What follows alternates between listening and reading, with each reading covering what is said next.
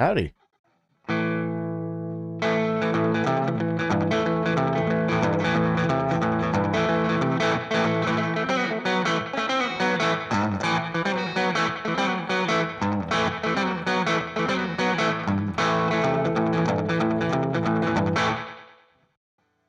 Welcome to another Saturday live stream of the TeleDynes YouTube channel. Sorry about last week. Had a bunch of stuff that all kind of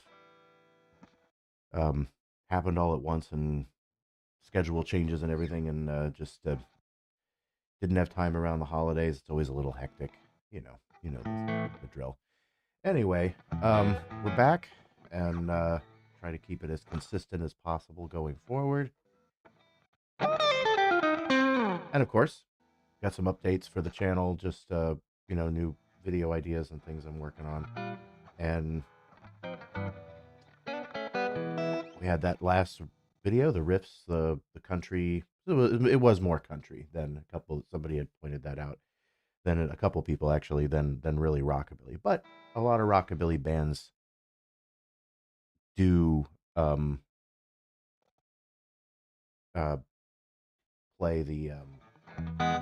2-beat stuff. So that's usually kind of the way. That's usually the way it works with the rockabilly bands or roots bands in general. They'll play swings, straights, shuffles, kind of the same thing, and then your 2-beat type stuff. So I'll probably keep it a little short today. I'm feeling a little under the weather. You can probably tell in my voice it's not the greatest, but still have some fun. And I'm dressing to match the shirt. Oh, that. Laundry day. There is a fine line between country and rockabilly. And rockabilly is I've always heard it explained, and I tend to agree with it, that it is at least from a guitar playing perspective, it is a jumble of different styles. So you're playing rock and roll, of course, and swing, and some bebop licks, country licks, and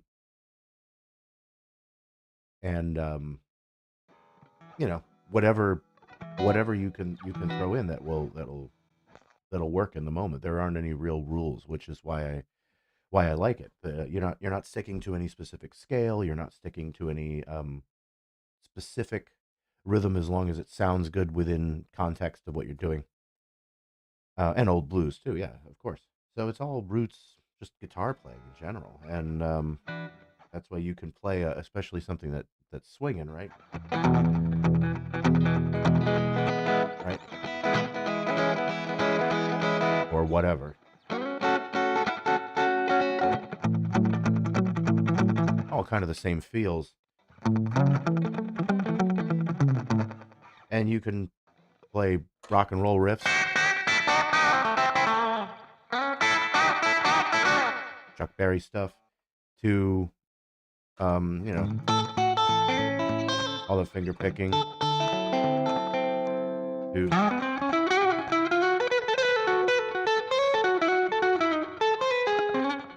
throw little jazz licks and stuff in there.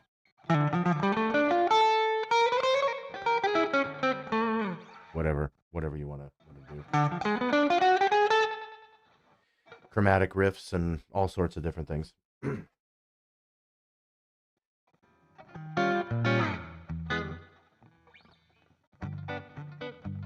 The alternating thumb, yeah. Well, I end up finding myself playing root fifth on the low end every time I'm.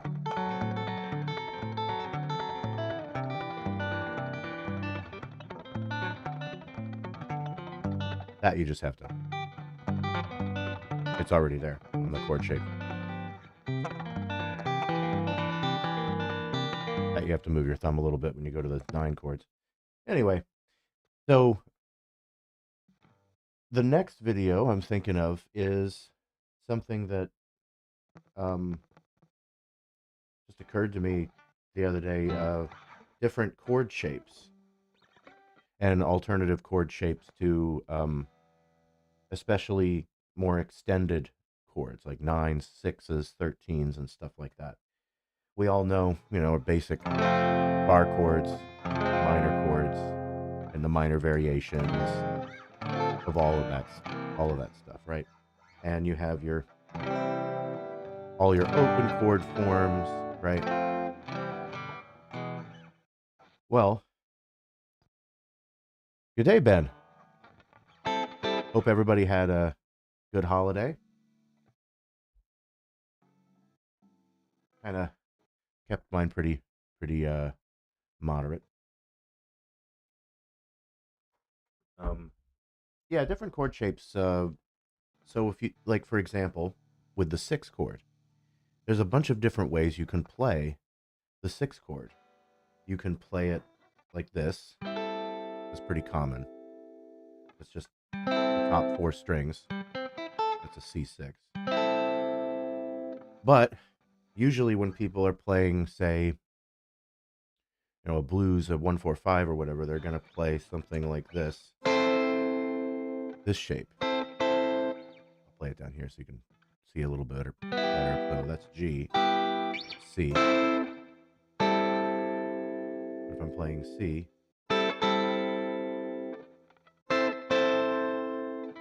so it's like the full bar chord, and you're just adding the 6 or the 13 up there. But it's a 6 chord, or an add 13 chord, is if you want to call it that. It's the same chord, and then you go to the 4, right, and everything else. But sometimes you're saying, if you're playing in C, you go, well, do I have to play, you could play it down here instead of playing everything high, because these strings, it's, higher register. You want to play maybe an octave down. This voicing is fine, but it doesn't sound, it's a kind of a nice ending chord, I think, but I don't really think that voicing, putting the 6 right on the top, makes it sound more like a 13, really, or then it really sounds like an add 13 or something. It doesn't sound like it's buried in the mix of the chord. I always like to put the 13th kind of down, have the root on the top or something, or the 5th or something else. So you can play this shape here.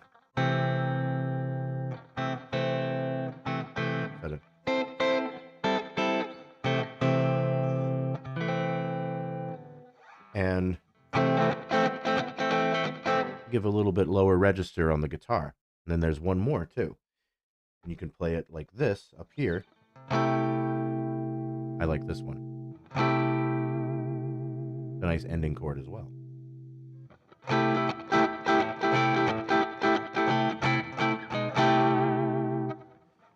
So having those different chord shapes, and of course you could move them around, and it's the same chord, just different inversions. So I want to do a video on the different ways you can play it. Like you can play a 9 like this. You can also play it like this. You can also play it like this. Just depends on where you are on the neck. And typically when like orchestrating and writing and things like that, you want to have as little movement as possible with the notes. So you don't want to have like a real high chord, 5, way up there, unless you're doing it in, purposefully for an effect. But if you're just backing something up in the background, you want to kind of keep it all in the same register. So if you go to the 5, you wouldn't, instead of going way up here, you just go stay down here, or back to the 1. And other little things and inversions too that you'll notice. With a 9 chord, like let's do it this one, E flat 9. Doesn't matter which 9 chord you're using, but an E9, and you want to play the minor 6, because I want to do both in the video, the major and the minor stuff. So there's the E9, but if you want to play a B flat minor 6, so here's the major 6, there's the 6, and that's the minor 6. Move that chord shape all around. There's another shape of minor 6 here. If you're C flat, you can't really play this position unless you go way up here. But so anyway, B flat minor 6 is the same as this, which is also an E flat 9.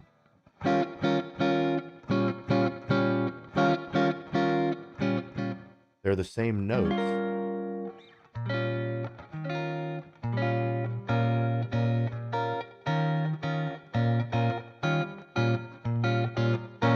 You're just changing one note. You're changing the root chord. But when you play this shape, we hear this. You hear this this 9 chord all the time. That's a 9 chord, but you're not playing the root. So when you omit the root, it also becomes a B flat minor 6. So when you're switching these chords, it especially if you use it as a 2 or something, and you go to the 5, that's why it's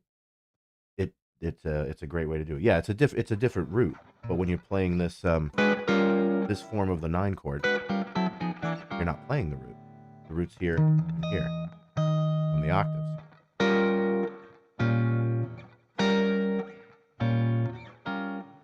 So you're just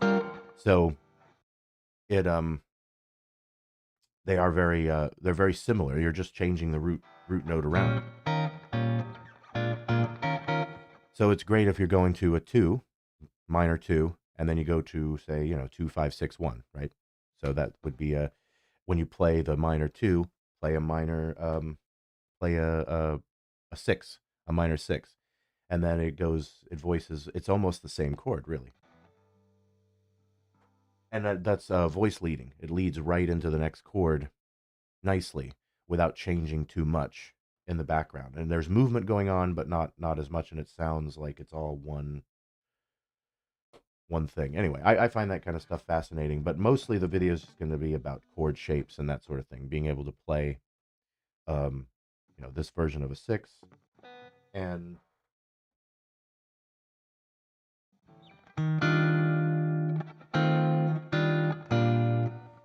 something like that, right? That C6. If you move the root, it becomes a major 9. Just one F major 9 or C6.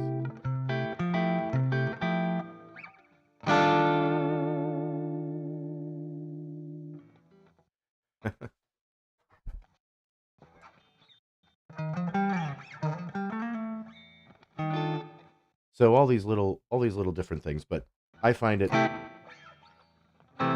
when I was trying to come up with a rhythm for a song, I would say, well, I don't want to just play up here all the time.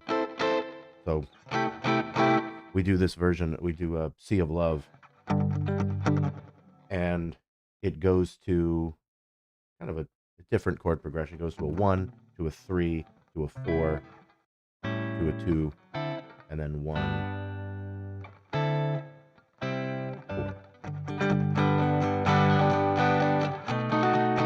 Big 3. And it goes to the 4. So instead of going just a regular 4, I would go to a 6. I wanted to go to a 6 chord.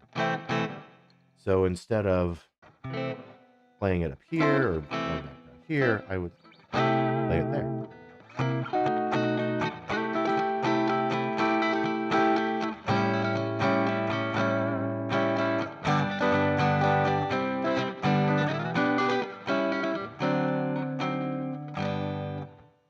And writing chord melodies for songs helps you figure this stuff out. So when you try to figure out a chord for a melody in a song, that's where you'll playing around. You'll go, oh, that looks like that shape, and that's like that shape, and you'll start making the connections on what different things. And there's so many different things. It's hard to remember everything.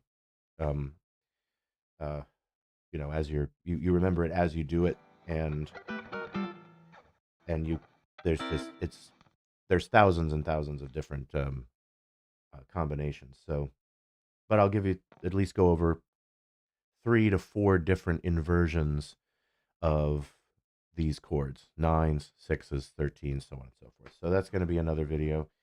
And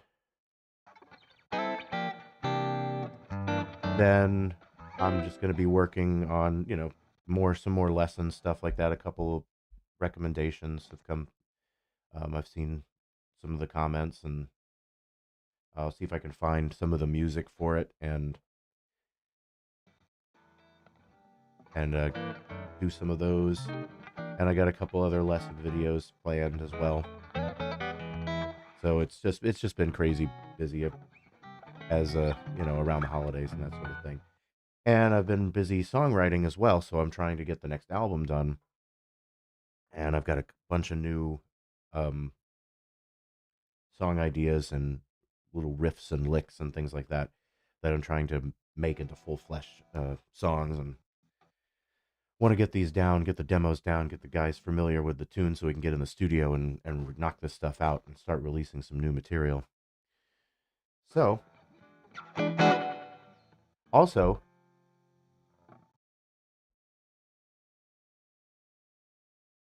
and yeah, unfortunately, I wasn't able to do the live stream for the live show. Was it 2 weeks ago now? The setup there was, I didn't really have a good place to put the phone, and the only place I could put it, people were just up dancing. You wouldn't have been able to see anything anyway, so there wasn't a good spot. So the next, I'm trying to find a venue. The next venue that we have, I think the next place we're playing has a decent spot where I might be able to put the phone in a decent area where you can see it. It'd be great if I could put it up, obviously right there in the front. But if I do that, then people usually get up and dance. And so someone's going to knock it over, even if it's on a tripod. So I try to find a good spot for it. Um, and also been just kind of messing around with different solos and different things. I've been playing around with um, the idea of doing after the original album, after that one's done, doing an instrumental album of just popular songs, but turned into instrumental versions, similar to what we did with Paperback Writer, that's on the channel, and Bally High, even though that's not our arrangement. We've changed it a little bit, but for the most part, it's Lost Twang Marvels arrangement.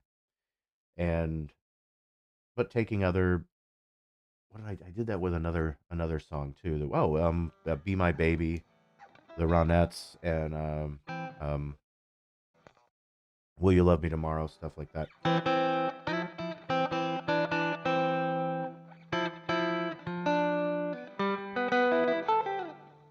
And Putting on the Ritz.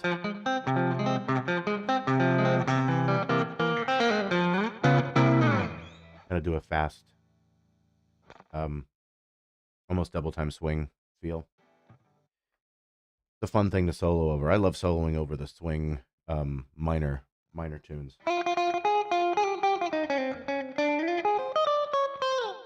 You can especially that type of feel.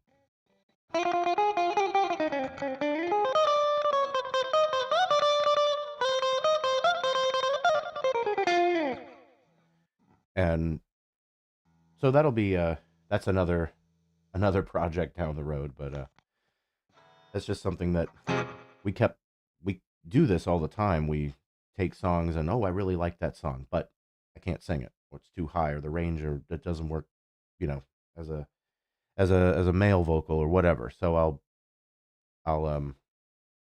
we can make it an instrumental and still play the song, because we do a lot of surf stuff too. In fact, next week, or about a couple weeks from now, we're playing an all surf set. So I don't even have to drag a PA. Just show up with my amp and the guitar and play surf rock all night. Of course, we switch it up with some swing and shuffle stuff, but it's all instrumental.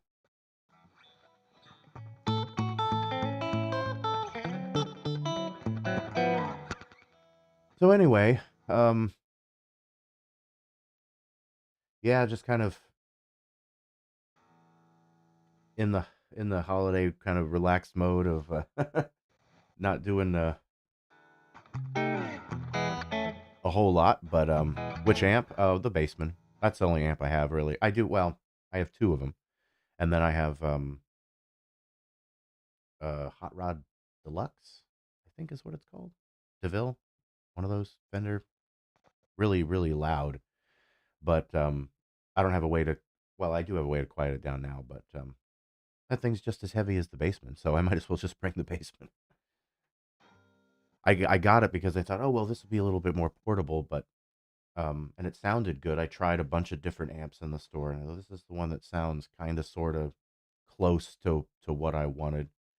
And I'm like, but this is the Bassman. No, the Bassman is a 63. Well, 62, and one is yeah, they're the 62 models, the blonde ones, and then the one I primarily use technically came out in 63, but it's the same circuitry. They just changed the Tolex.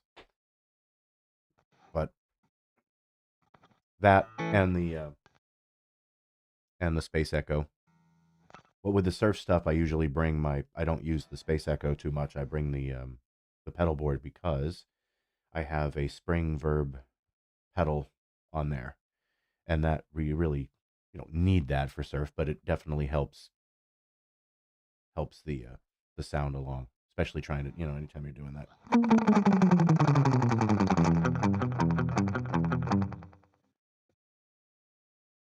Nice. Rebuilding the Vibrolux and a Blues Deluxe. Nice. New vintage tubes. Cool. So new old stock stuff. New speakers. What kind of speakers you're putting in there? These have I don't know what's in the deluxe, but I know that this is this cab has Fender speakers, I think. I never changed them from when I bought it, so I know it's not the original Jensen's, but it's but the they are it was redone in uh probably the mid 2000s, early 2000s, so whatever they put in there. And the other cab that I use primarily has the Celestian Vintage 30s. Texas Heat and Swamp Thing. Cool. Eminence. Nice. Great speakers.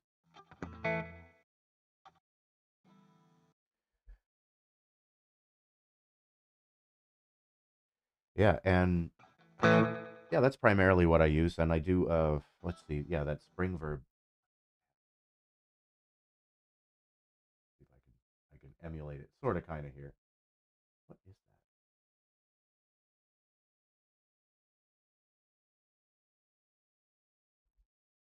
Spring verb. Hear that? There you go. Digital pedal, but still.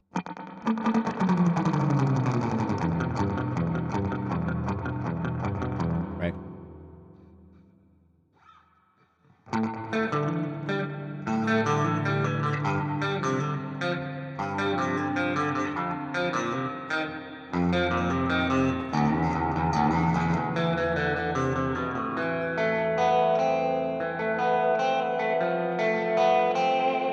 Right?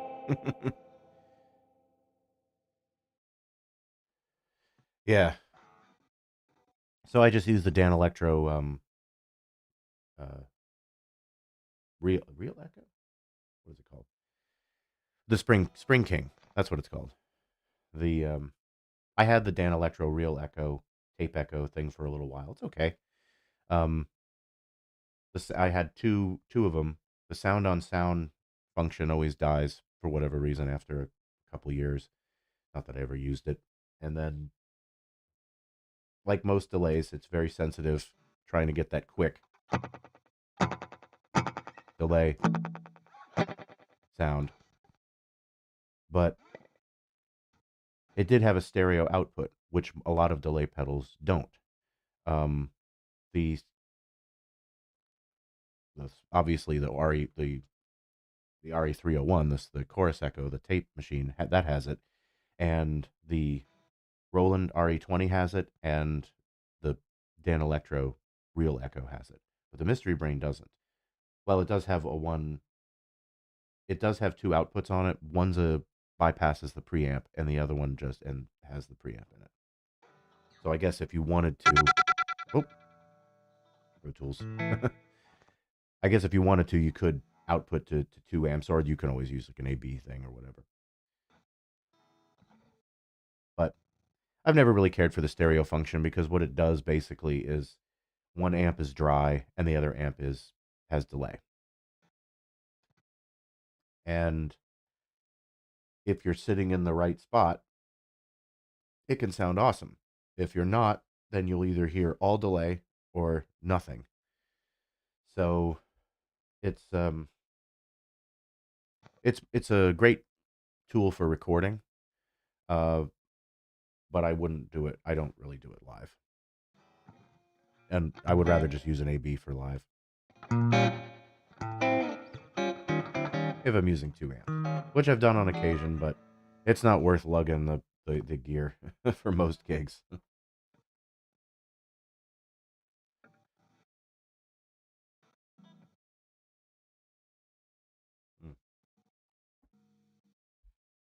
So,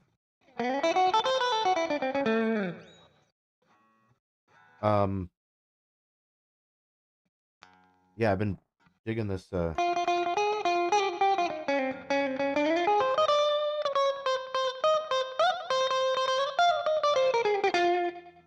this version of Putting on the Ritz that I've been playing around with. I can play it for you a little bit. I got a little sort of kind of backing track. Indulge me a minute. Let's see if it comes through. Yeah, it's coming through. Sounds like a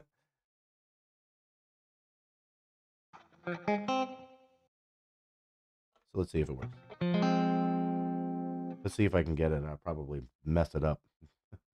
Crazy. Whoop.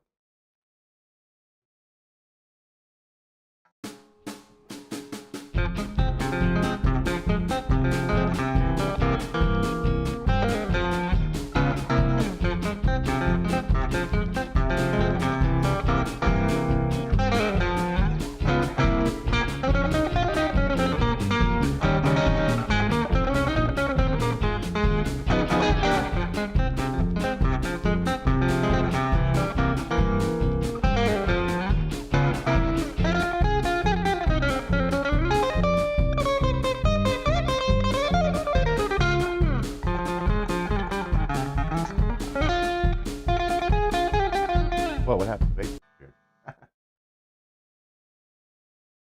Anyway, you get the idea of it. Oh, I know what I did. I just I recorded just enough to play the solo around. Let me go back. I'll just do the solo real quick.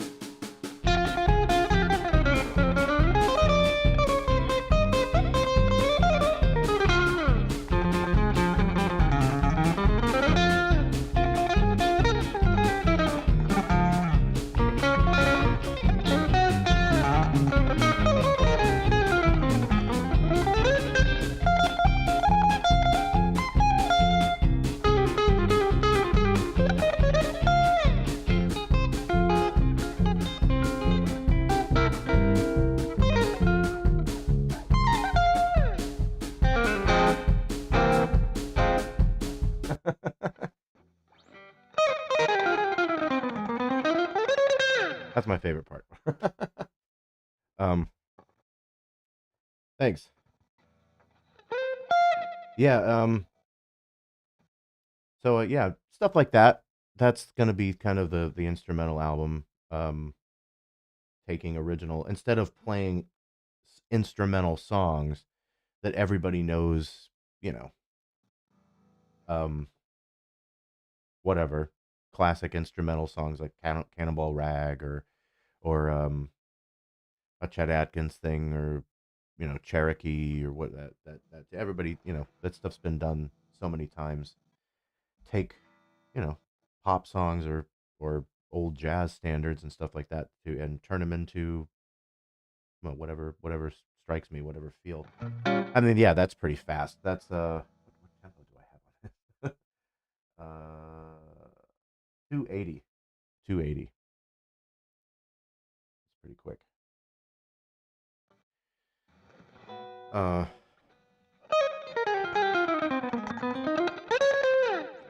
but yeah, and it's got this little intro. Let me do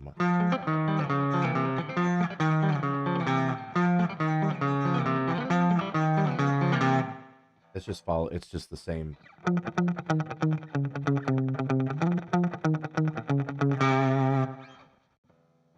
Pretty much every minor type jazz swing tune has that progression in there somewhere. That's just on the turnaround, but it's still there. Lush Life. I'm not familiar. Is that a song?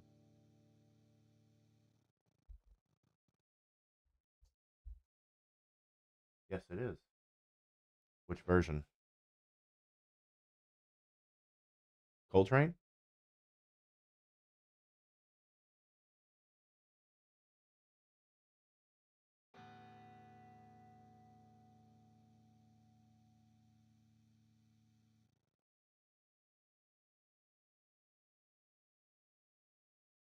Um, yeah, I mean, whatever comes up. I don't really have a song list for that idea for that album yet, but obviously putting on the Ritz would be one of them. But and then probably do Paperback Writer because it's going to be all over the place. It's not going to be just jazz. It's going to be just a eclectic mix of different genres and different things that I've turned into instrumentals over the years. Like I said, the Will You Love Me Tomorrow? Will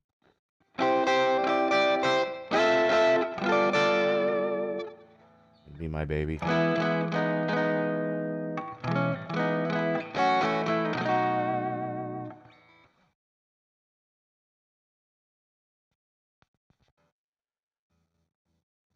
Um, oh, I'll check it out for sure. I'm always looking, like I said, I'm always looking for new stuff. So I you write it down because I make a list. Anybody that tells me anything,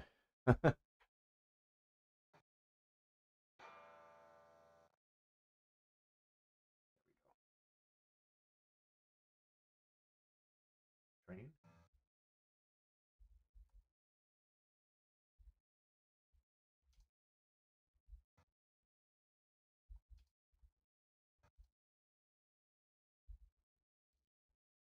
Cool.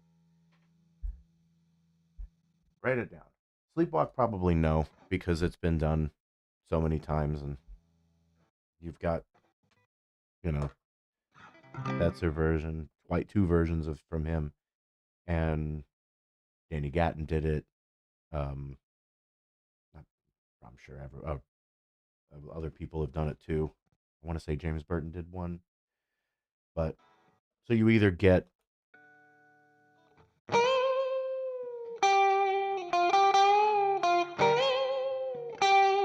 that individual note playing type things with maybe some double stops in there, right?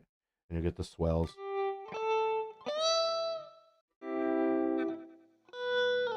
You either get individual note playing or chord melody type playing, and then maybe a solo and all that jazz. um, I love playing it live, but to record it, nah. I mean, I want to do, probably take mostly vocal songs that are traditionally known for being vocal songs and making them instrumental, as opposed to doing instrumental songs that everybody's familiar with as a guitar instrumental. Although I do like what's it called? Steel. Is it called Steel Guitar Rag? I think it's called that. Steel Guitar Rag. Let me see if I got that right. It's Bob Wills and the Texas Playboys did it, and definitely not opposed to instrumental songs if they're more obscure, I guess. Um,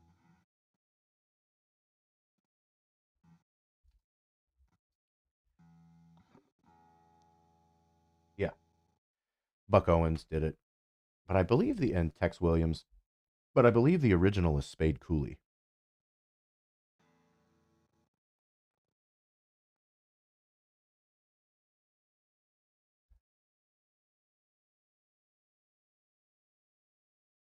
Yep, I think he's the original fiddle player, but it's there's the guitar playing the riff in there.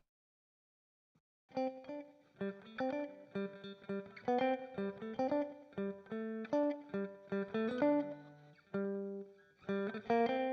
can't even. I don't know the. It's been a while since I've heard it. Trying to remember even how it goes, but I remember that title, um, and liking it. So, Stormy Monday.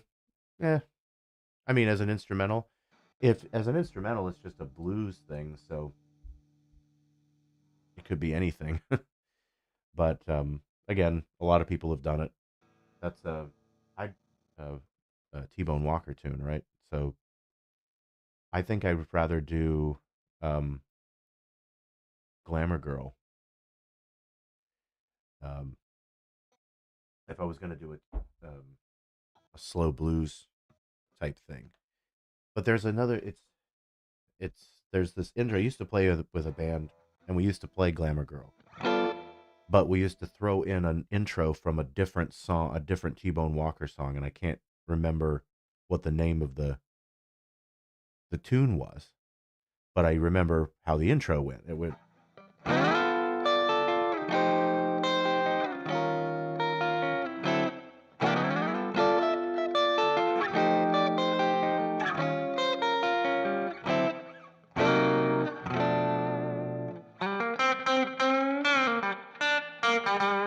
you know,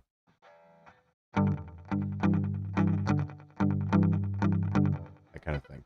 So if you recognize that, let me know. um, it's weird. Like, well, I can remember music. I can't remember names or titles or any of that stuff. I'm glad I can remember lyrics. Although I've had my fair share of messing up lyrics when I play, and I just like, well, I can remember the first verse, so let's just sing it again. Um, or I'll find myself halfway through the song and remembering the verse I forgot, and I'll go back and say, let's go around again. So I'll go play the verse again so I can go back and get it. Um, and it extends the song, and people are dancing, and no, it doesn't matter anyway. But a lot of these songs are so short that you have to extend them, and there's two ways to do that. You can either, well, there's multiple ways to do that. You can jam on it and create your own different versions of whatever, um, or you can usually repeat verses or go into crazy solos. The solo thing, though, I love soloing, but I'm try to be self conscious enough to know that enough, enough. Sometimes soloing can be a little bit too much, and it just goes off, and it's like, it can get a little dull for people who aren't into that sort of thing. So I try to keep the soloing, constrained enough, but because I could just go, keep going and go around 6, 7 times, and everyone else is tuned out. Yeah, Rawhide. Yeah, that would be a good one. Ghost Riders in the Sky. That's another one I really like. Um, Tico Tico is another kind of double time fast thing.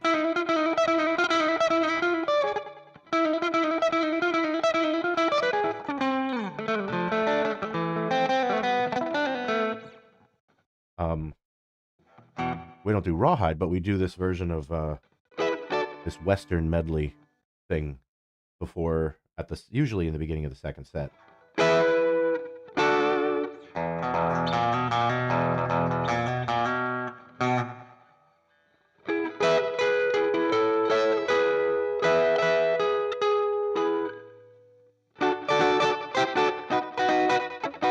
That's actually not a Western song, but it sounds like one, so we kind of throw it in. It's actually a song called Because They Were Young by Dwayne Eddy that we speed up a little bit.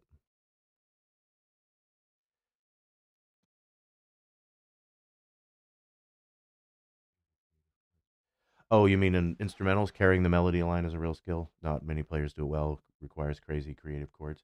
Yeah, it does. I don't. And also in soloing too. Absolutely makes you good at inversions, playing chord melody and different things. And you can play. Not every note has to be a chord, but so you hear it a lot in like Joe Pass is a good example of that, where you hear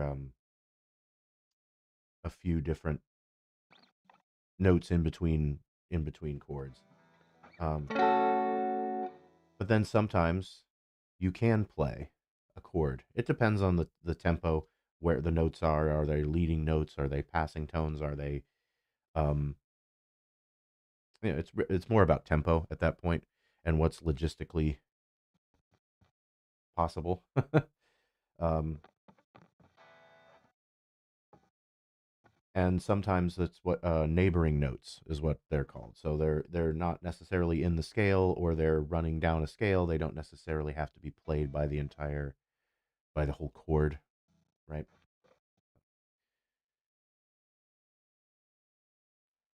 Oh, triads are fine. That's where you start with it, right? And you start with a triad of whatever melody note, and then you go back and circle back around and make it a little bit more complicated. And that's what I usually do, is start with simple triads and then build it up and make it a little more jazzy. Try different inversions and see what sounds good, and I'll go crazy with it, and then I'll say, okay, now it's too much, and then let me you know carve it carve it down and refine it a little bit more. And I'm always changing and coming up with new ways to play it. Um, and sometimes the triads sound the best. It depends on the song and what the overall chord progression is and the chords that are chosen. Sometimes you end up just playing a jazzier chord because of the nature of the guitar and the nature of where the melody ends up landing. Um, and just simply by altering, you're not really even substituting the chord. You're just altering the chord a little bit. Instead of playing a seventh, you play a ninth or a 13th, and just those little alterations can create a different voicing for the chord. And you know, 3 or 4 strings is fine. All you really need to uh, to make the whole chord. You don't need to play all 6 strings all the time. And it just it tends to it does make you better with the inversions and coming up with different ideas. And you'll hear something and go, oh, that's too much, or that's too jazzy. And sometimes you go back, you know what? Just the simple triads will work the best. The chord is on the neck. Can you find it? Yeah. Right. Exactly. Um. Whoa. Pro Tools.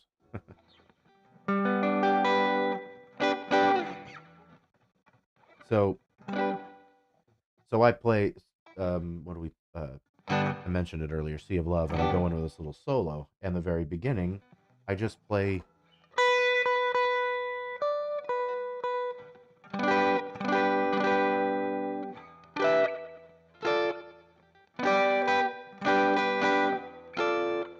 I'm trying to remember how I play it.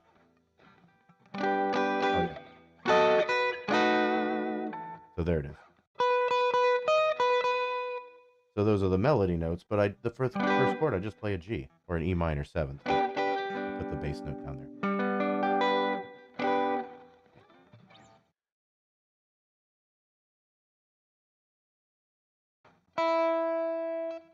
These strings are dying on me, and I just put them on not too long ago.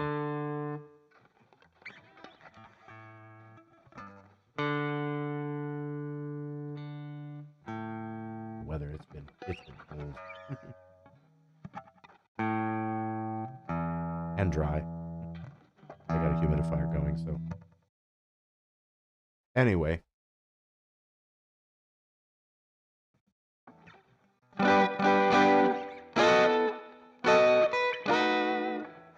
So it changes to the 7th. Right? So I go up to an E flat. I play that version. And it's all triads. It's all basic chord forms.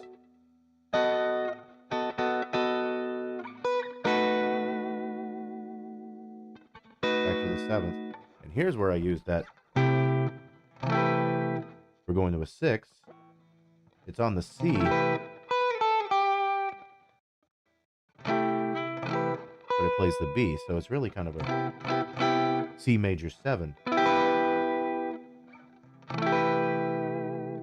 So what I do is instead of playing, you put the B here, I play the 6, and there's no flat 7 or anything in there, so it's a 6 major, or it's an add 13 major 7, or however you want to spell it, right?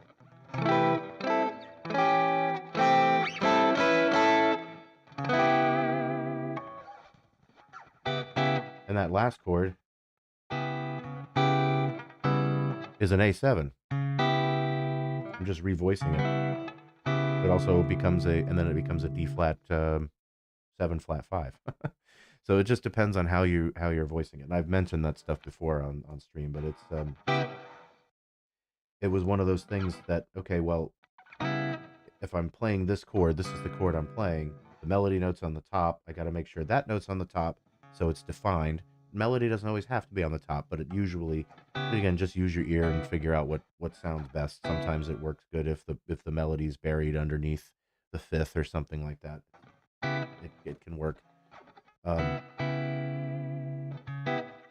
But then you just by going, okay, well, I have an A9 here, but this G needs to be up here.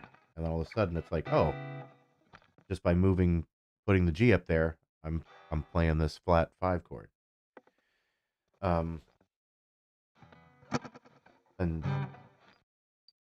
yeah, so that's my that's usually what I'll think about. Start simple and then build up and then mold it back down, carve it back down. What else was I saying? Oh yeah, that instrumental, that Western thing. Then we go into after that.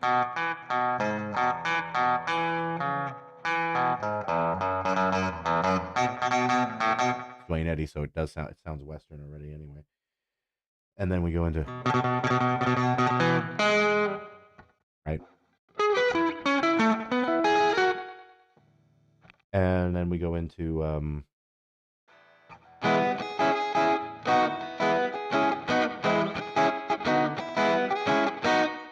Magnificent Seven.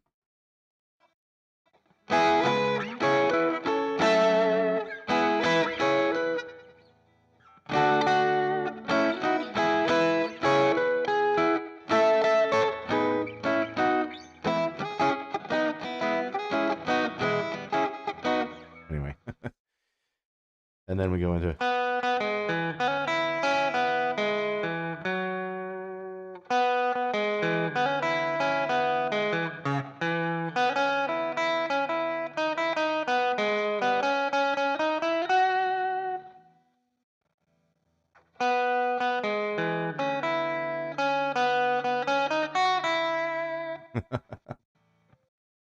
recognize recognize that one?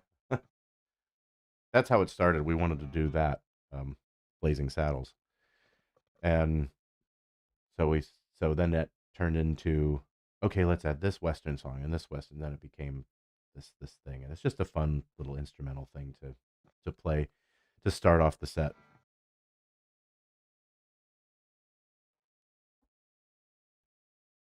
Um,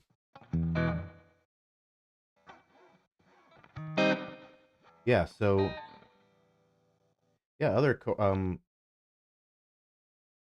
was I thinking of? Oh, the when I play, trying to think of other chord melodies that I play. I usually play. I always try to play the chord, and sometimes the melody notes are in the same chord, so you don't have to switch around.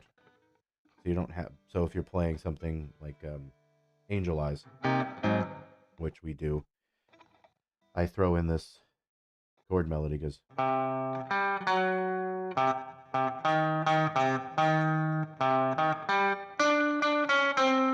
that's the melody. So,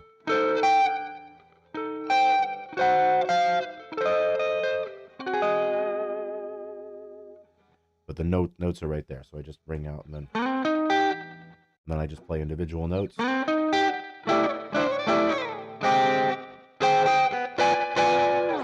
Add a little rhythm to it, and then I go down and I play this.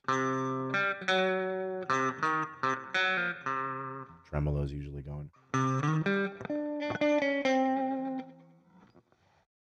And you can switch. I play like it sounds kind of like 60s spy, Harlem Nocturne kind of thing.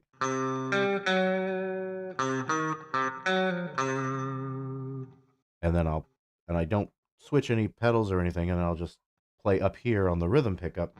It sounds a little jazzier, almost like it's two different guitars. And I just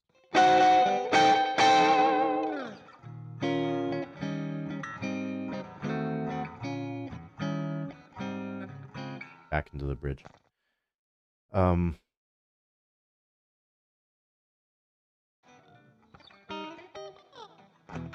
Cool. Yeah, we like to have a little fun with the different things. So I'll probably put the Western medley on the instrumental track. Why not? You know. Let's see. Oh. All right. Well, I've been going a little bit longer than I thought, but having fun. You guys are enjoying it. Yeah, I have a little bit of a break here for gigs. I haven't played last Friday, and then I don't have another gig for another over a week, and then I'm playing a fill in. What's not really a fill in gig. I don't know what you'd call it.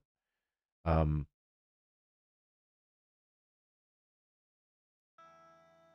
Harold Arlen? No, no.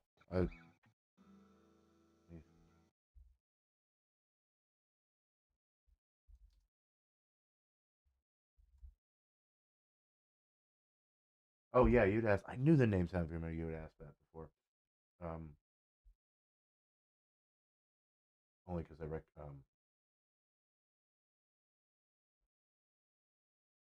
I right on this? Yeah, Over the Rainbow, right? Yeah. Um, haven't. Yeah, coffee time.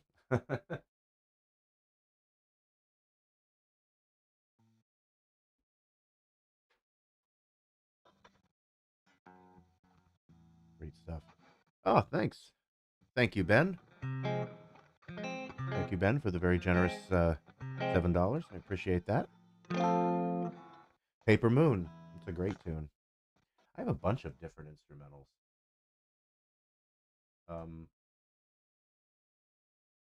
Because I played this. I play occasionally. I play these jazz gigs, and they have. I just have to read, which is always fun. Sorta. It depends. Let's see if I can find it. Ah, um,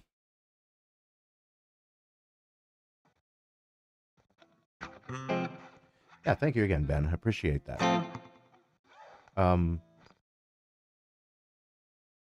what were we? Airmail.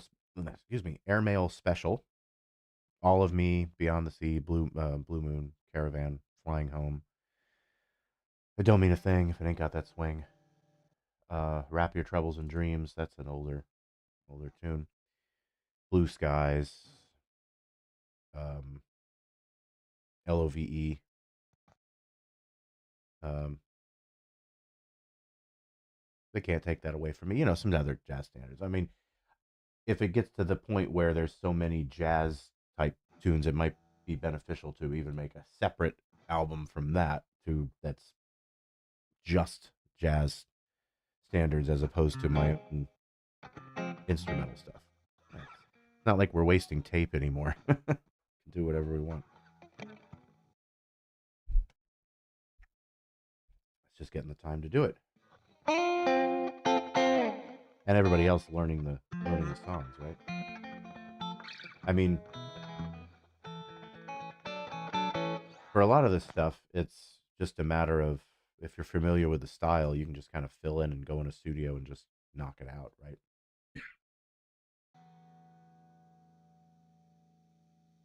Cole Porter. Isn't it Blue Skies Cole Porter? Um, no, that's Berlin. Sorry. There is a Cole Porter tune, but I can't remember what it was. Night and Day, I think. Night and Day. That's the one. Yeah.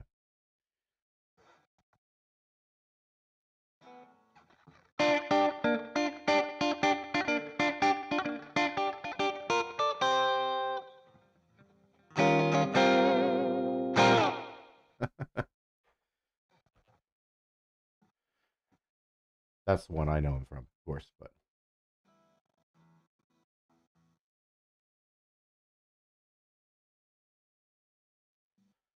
um, yeah, there's so many tunes.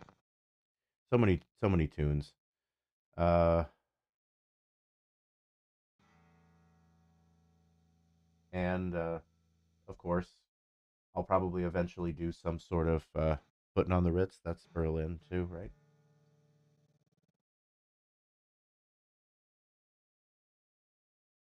Yep, Irving Berlin, Gershwin. I always wanted to do a full guitar instrumental of uh, Rhapsody in Blue.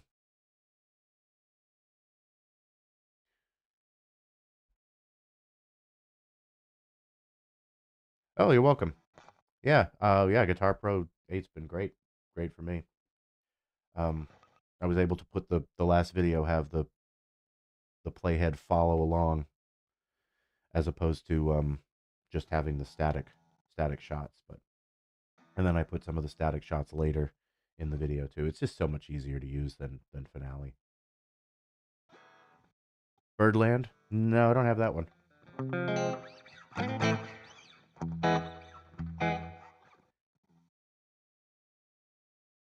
I'll eventually do probably a Christmas album too, but instrumental. I probably won't sing too much on it, but because I have a couple of, it ends up where it ends up going is, I just feel like a lot, especially with that stuff, so many people have done everything to death that it would be cool to have, this rockabilly type sound, but instrumental, not the singing and the band and all that stuff. Just jazz, but more rock and roll sound to it. The closest I've heard to that actually is country. Some country albums have done some stuff like that. That's pretty cool. Johnny Hyland does a great version of some of the some of the jazz standards that they've kind of made sound country and the Christmas stuff. But anyway, some people it's either you love it or you hate it when it comes to that stuff. Mercy, Mercy, Mercy. Oh yeah, that's a great instrumental. I used to play that with a band. all the time. That was a standard. I was playing bass, but still fun to play.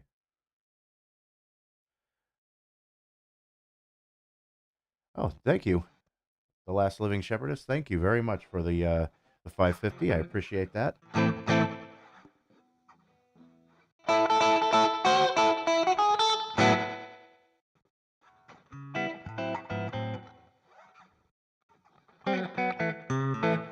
Anything I can do to help too. Um, if my advice helps you guys out, that's great. I feel good about that. Try to do my best to inform, and of course,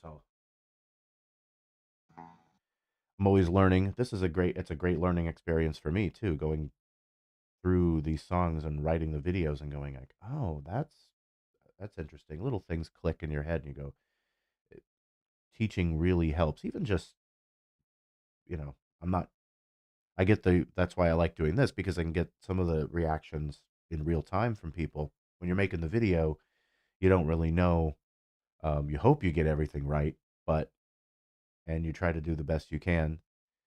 Um, and I don't want to drag the videos out to the point where you're making a 20-minute video on how to play some 145 rockabilly solo. It's unnecessary just to keep the video long so the algorithm pushes it around. I guess some people are told that I think people do it because if you can get over 10 minutes, you can get mid-roll ads in your video, and I don't necessarily care about that. I mean, if the video has to be over 10 minutes to get the point across, then that it is what it is. But um, I try to be as snappy and to the point as possible, except when I'm doing like the history of the song in the beginning. I enjoy editing that and making the little effects and things like that. That's fun for me, but it's usually I try to keep that under a minute so it's not too invasive in the song. And I haven't done that for the last couple videos too much, but I want to keep it snappy because they're videos you can pause, rewind, play it back, slow, speed it up, whatever you want to do. There's no reason to drag something out um, when you could just uh, when you have that ability to do that. And I'm sure everybody knows with YouTube you can take advantage of um, slowing the speed of the video down if you're struggling to get a specific spot in the song. Um, I try to play it a little slower and without the backing track as I break down the sections. But I know for me, even in some when I'm trying to learn something, it's nice to be able to slow it down just even by, you know, a quarter, and it keeps the same pitch.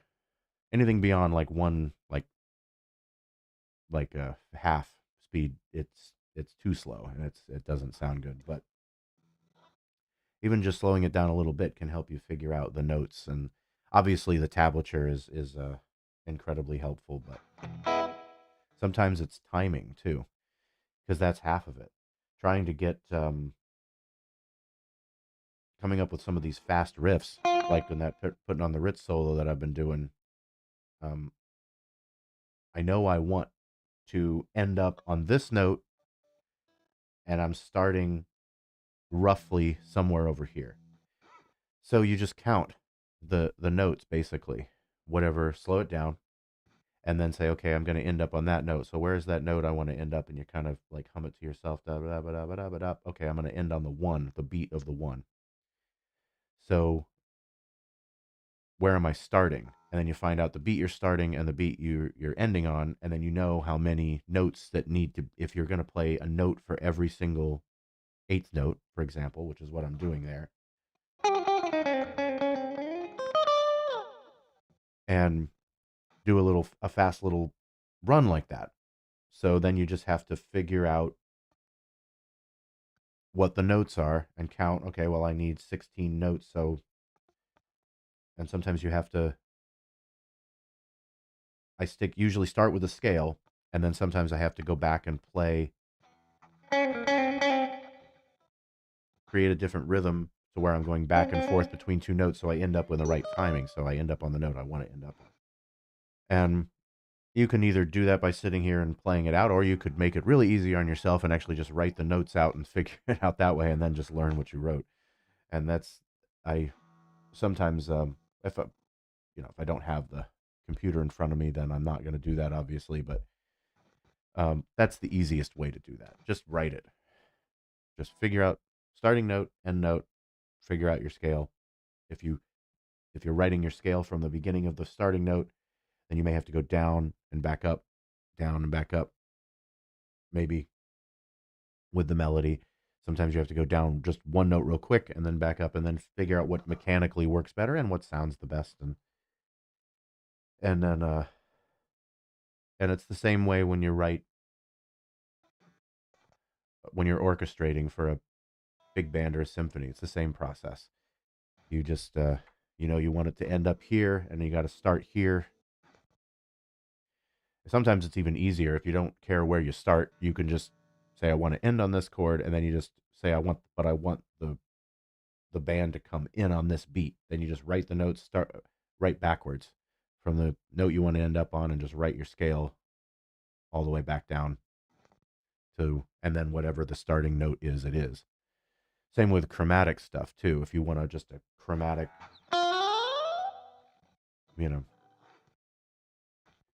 run up, it doesn't really matter. But when you're writing it for horns or strings or something, they have to read individual notes. They can't just read a line. So you start on an ending chord, and then you just chromatically take every note from that chord and just write it all the way back down and bring it all the way back. It's easier it sounds complicated. It's really not.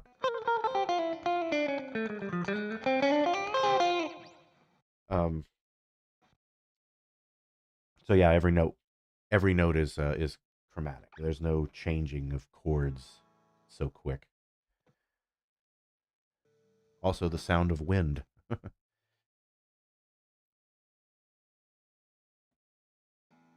How they make the sound of wind in movies is strings playing chromatic up and down. Uh, Typically,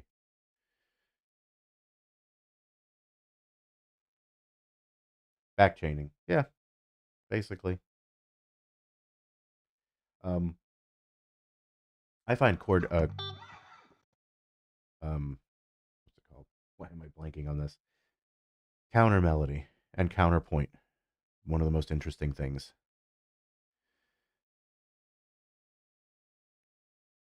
Oh, and animal training. Oh, okay. Yeah, um, yeah. Chord melody and counterpoint. Not chord melody. Counterpoint and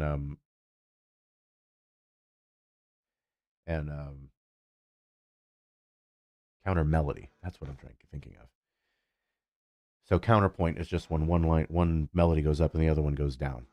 Counter melody is when you're playing multiple melodies at the same time. So something's playing eighth notes and something's playing quarter notes. And you can have up to usually um, three things going on at once before our brains can't keep track of it anymore.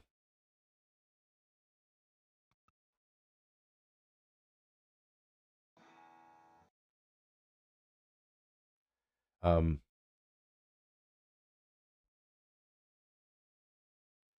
so yeah, and the best example of that, whether you like the song or not, it's not the greatest song, and well, I don't know, whatever. It's a song that gets made fun of, I guess, more probably quite a bit, which isn't. It's not a rockabilly tune. It's a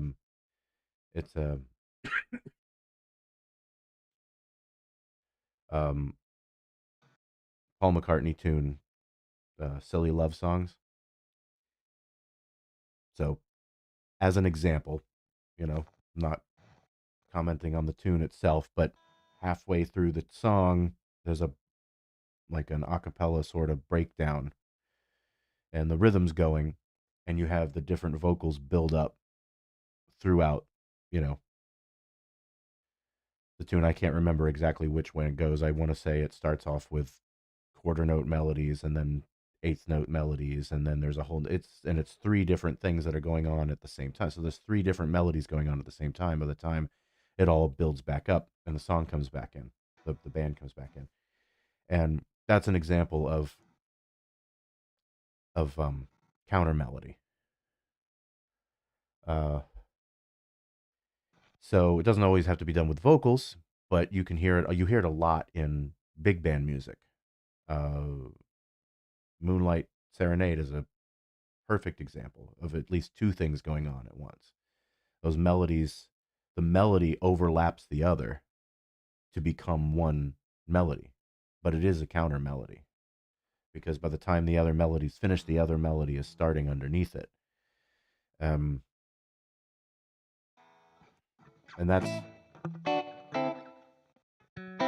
that's always fun. Tough to do on one guitar, but you can be done. It's the what is that? I'd love to learn it, and I'd have the music for it. And I've never really sat down and messed with it, but it's the Chet Atkins where he plays Yankee Doodle Dandy and the Dixie song, like one on the bass and then one on the melody string. He's playing both together at the same time. Those are two different melodies going on at the same time.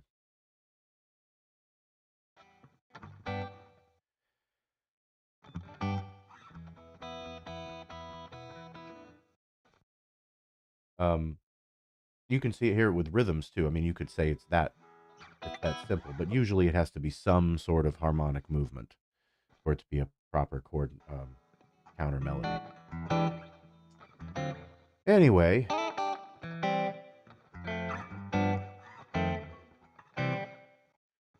let's see what else we got today.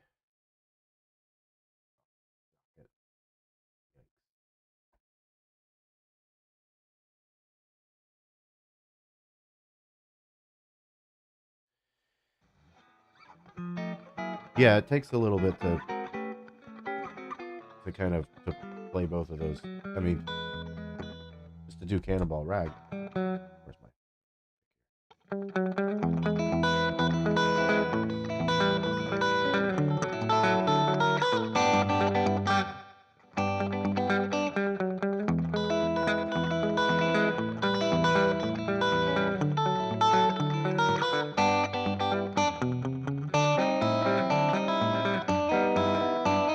Anyway, that.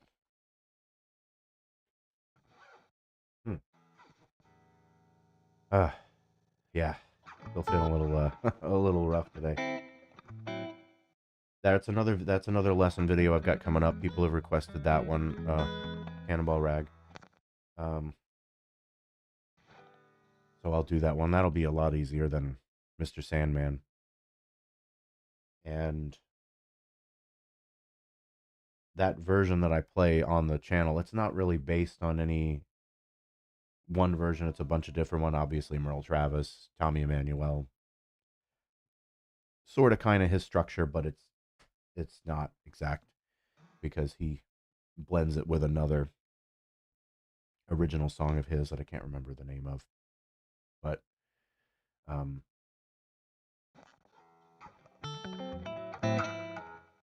But yeah, that's one that definitely you want to try to get the thumb pick going for that. You can do it without.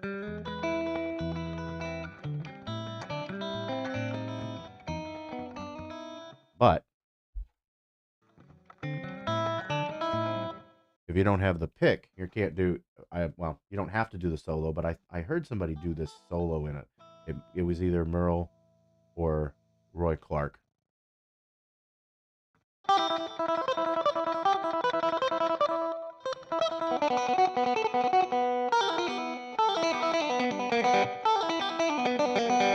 So if you have the pick on you already, then you can.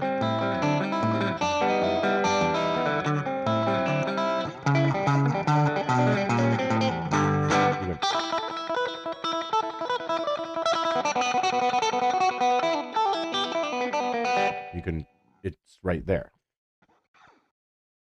Oh, thank you, Walter. I appreciate that. Walter Churchill? Am I reading that right? Yes. Yeah. I appreciate that. Thank you for joining us. And I think that's the little breakdown, and then I just go into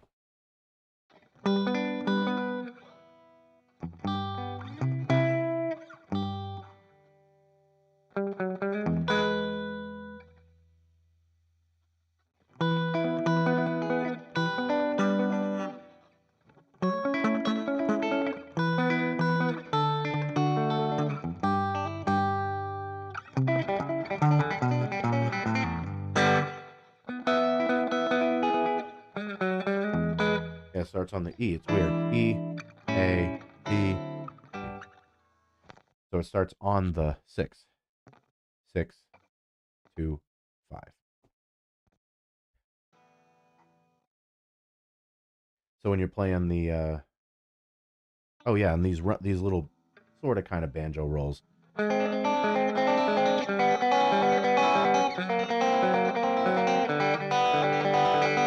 Not as easy to do with your I mean, you can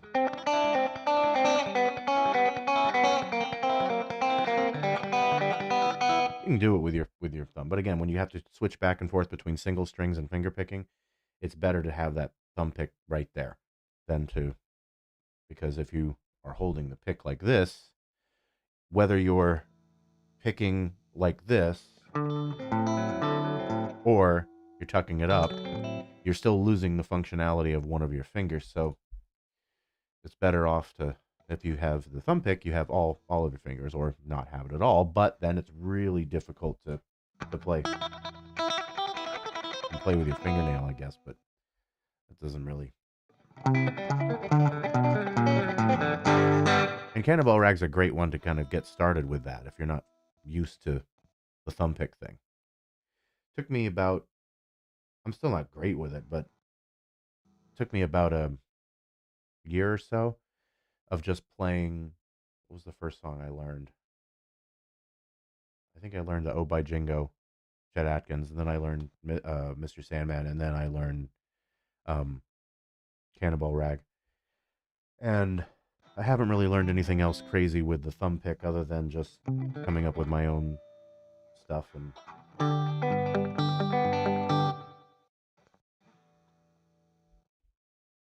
trying to do Maple Leaf Rag, but I have piano music for it, so I need to translate that or transcribe that for guitar, which is just taking a little time because it's in the key of A flat. Not that I have to play it in A flat, but it's sometimes those odd keys you think won't work very well, and they do. That Martha, my dear.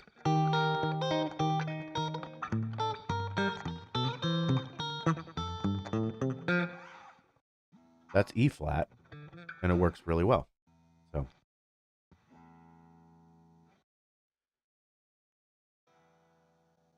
for hillbilly songs, I mean, I think so.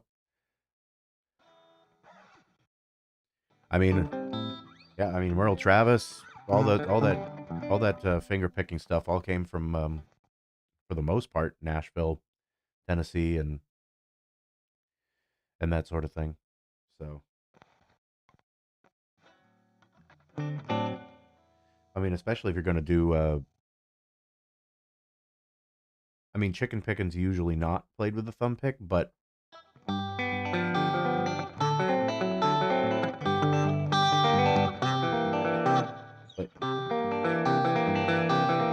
it just helps you define the bass notes a little bit better.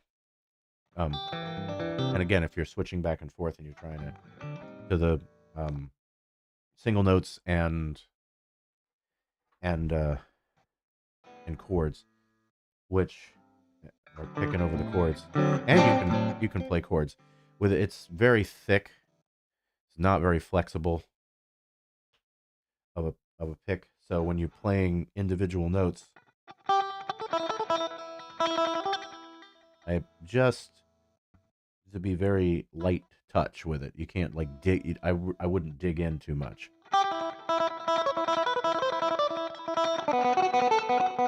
It's just the edge of the pick there, and it's just kind of getting used to that. Let the pick do the work. Really, don't try to dig in too much with it. And the same thing with chords. When you're playing chords, I usually turn the hand a little bit, so gliding over as opposed to that.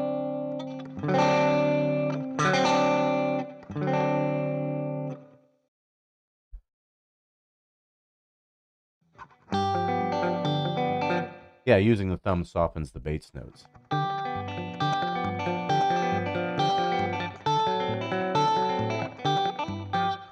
So when you're playing the rockabilly stuff, I think it's better to just have the thumb. But for chicken picking stuff, usually it's with the pick, and you're going back and forth using the pick and the middle finger.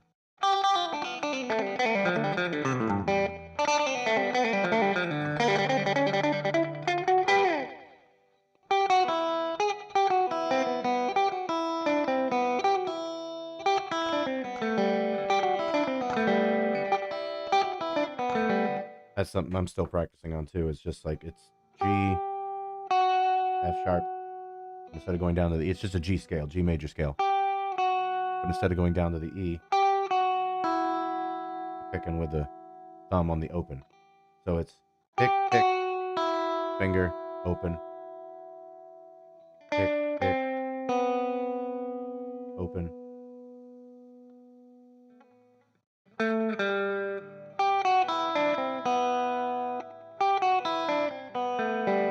And the last one is open.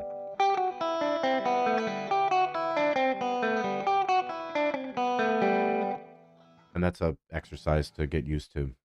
I haven't brought it up. I haven't built it up to speed yet, but I can tell you how it's done.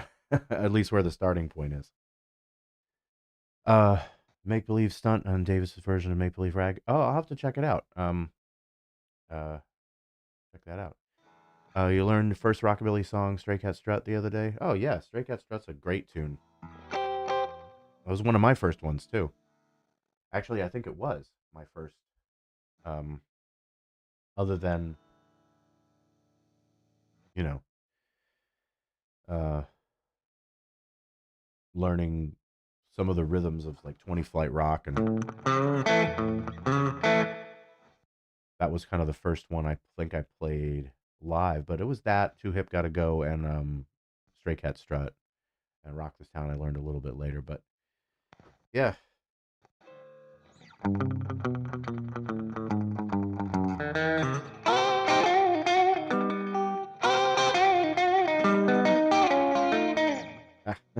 I haven't even played this song in a while. We used to play it a lot of time, a lot, all the time, and we just usually we'll get a request for it, so we just wait for that and then we'll do it.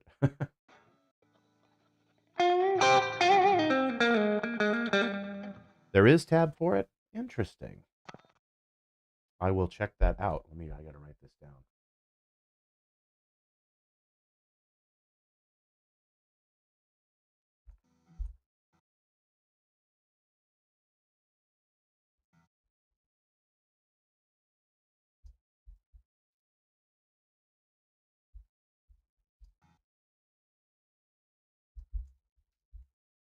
Thank you.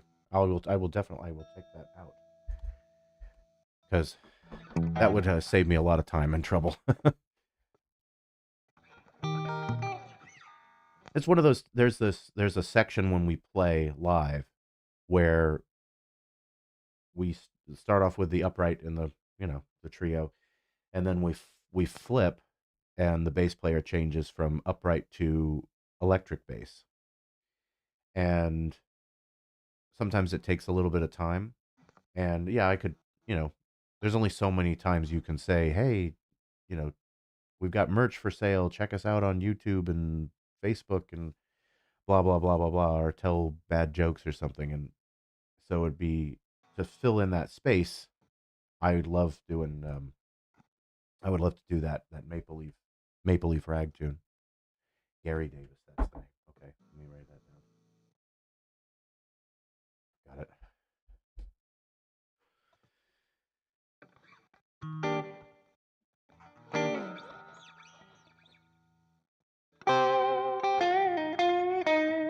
Yeah, the first time I ever played Stray Cat Strata was a friend of mine at the time was we were just messing around with a 4-track recorder, and he was a trombone player, and we he knew what the chords were, and he's like, oh, just play these, play these chords, and I played that, and we had an electric bass, and we messed around with it, and I had never heard the song before, um, and I just came up with my own solos to it at the time, and then I went back and said, oh, wow, that's great, and listened to the original, and like, wow, that's amazing, the solos and everything.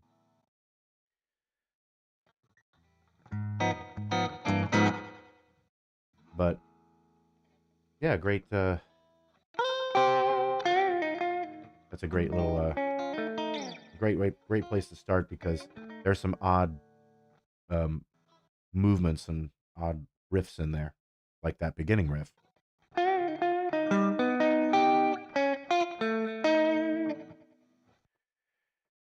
And then you've got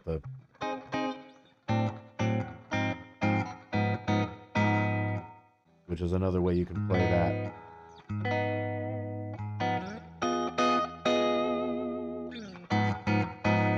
Instead of playing that,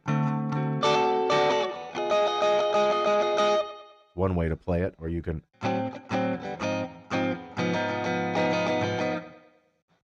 I don't remember. What was my solo? I have no idea. It was something in C minor. I have no idea. It was on cassette tape, so God knows if that even still exists anymore. This was over 20 years ago, so I have no idea.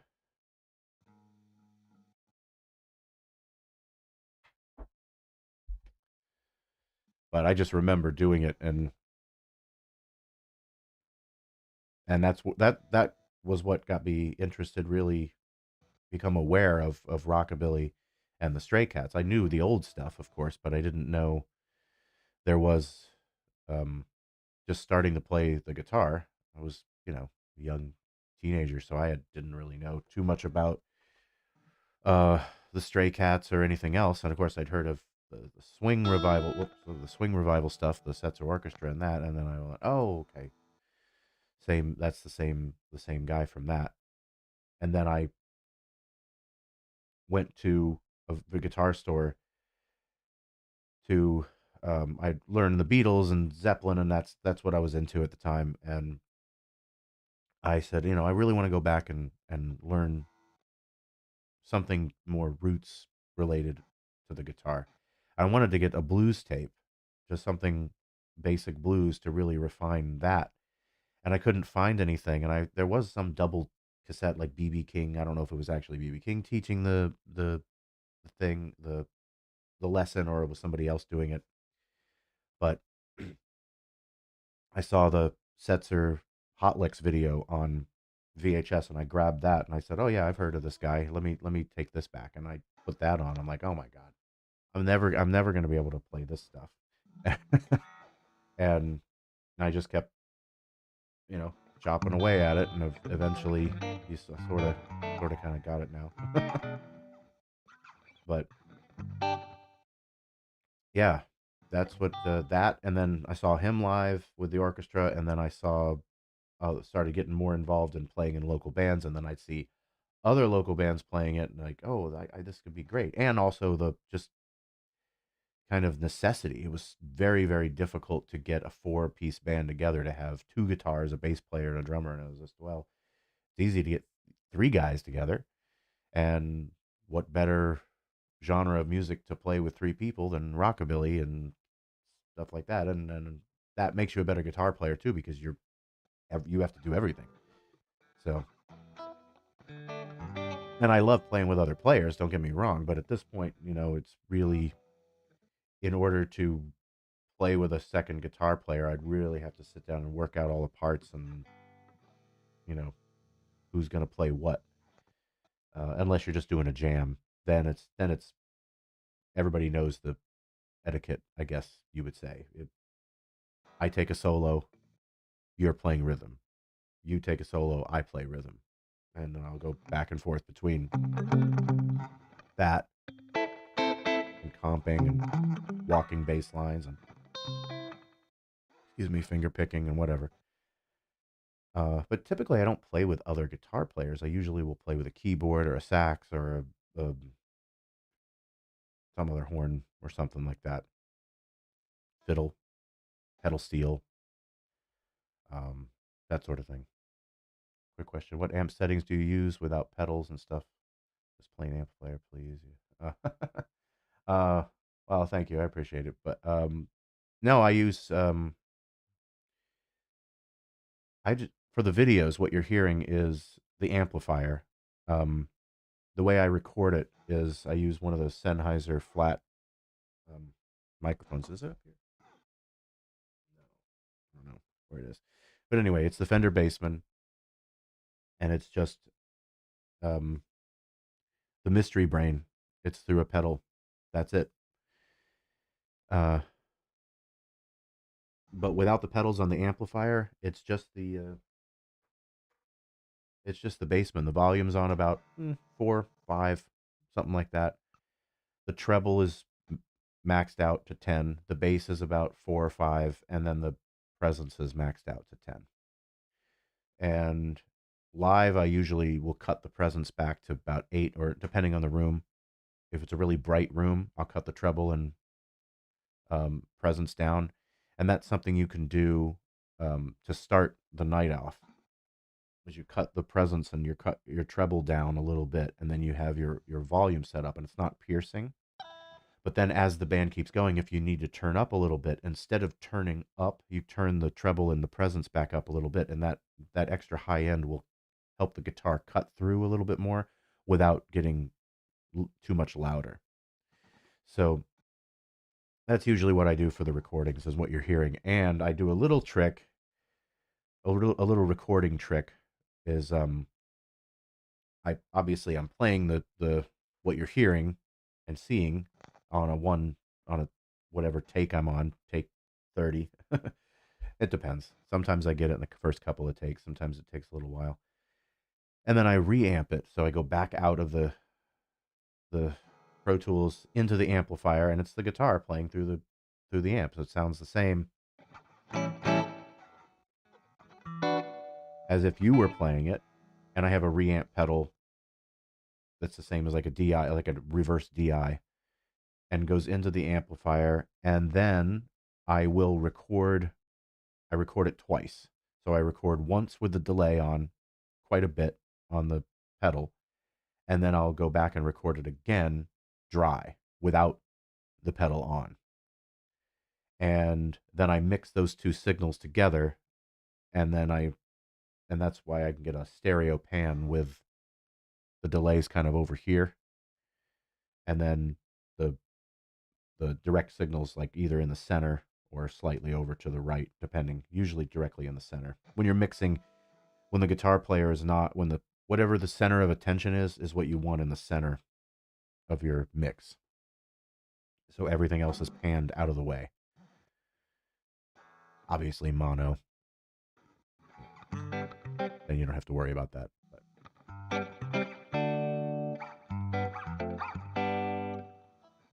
What's my favorite lick? Oh, geez, I don't know. Um, hmm, Good question. I am going to make a video on my favorite rockabilly guitar riffs, which I did go over on one of the streams, but I was going to make a full video on it with the tabs and everything. Uh,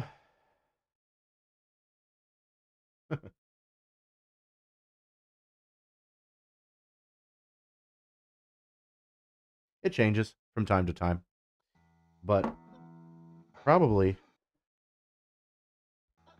probably this one. It's usually played on the 4, of a 1/4/5 progression, but it's a really simple, but just a fun and all that kind of finger picking stuff.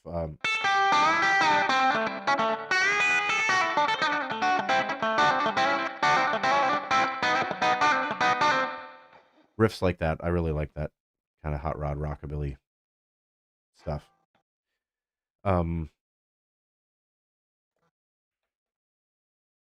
That and that little scale, especially trying to play it like a jazz thing. Probably those two things. That's usually my go-to riffs when I pick up the guitar. Stuff like that. That's always fun too. You can use that anywhere.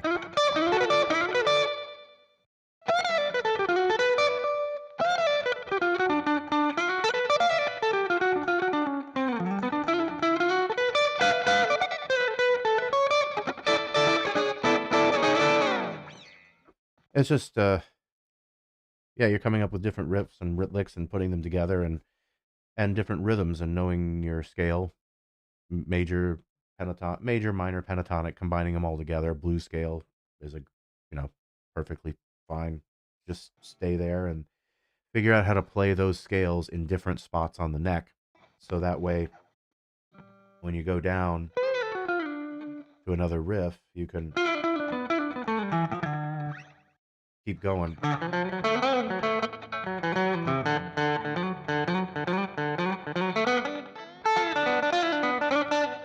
And knowing the notes on the neck, crucial, very important to know where all your notes are. Don't forget that little riff this one. Or that one. Yeah, that's probably, maybe that one's my favorite. I don't know. Like I said, I have so many different ones. And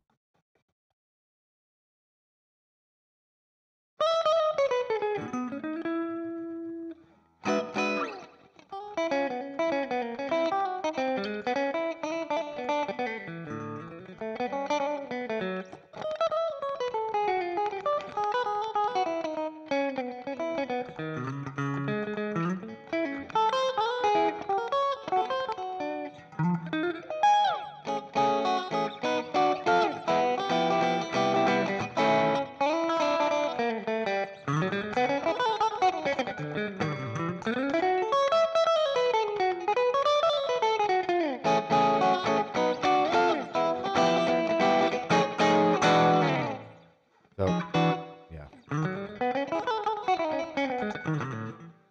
Kind of a jumble of notes there, but it's just a bebop scale just played really fast.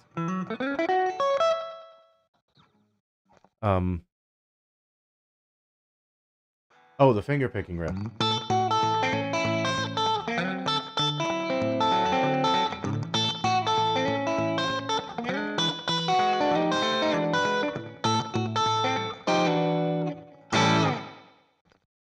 That one.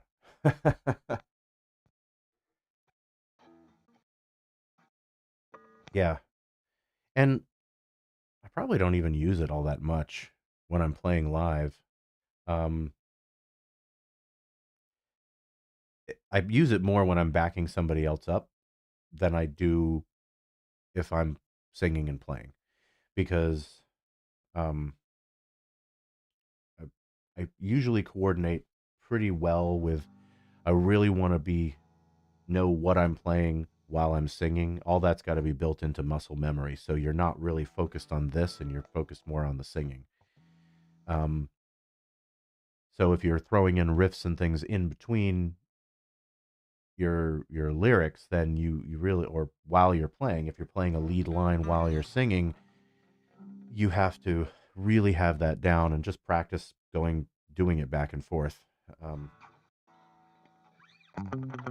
Like, some of the Setzer stuff is, you playing and singing and playing these riffs. Now this singing and playing that is relatively easy, because anything that's rhythm related is easier. It's when you're playing offbeat rhythms and leads and stuff like that, and you're still singing, that can be a little tricky.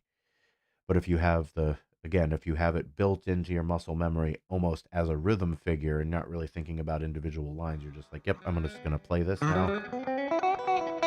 And it's just a rhythm. We do this tune called I Don't Care If You Love Me Anymore by the Mavericks. And it's straight eight stuff. But in between the vocals and things like that, there's little pedal steel bends.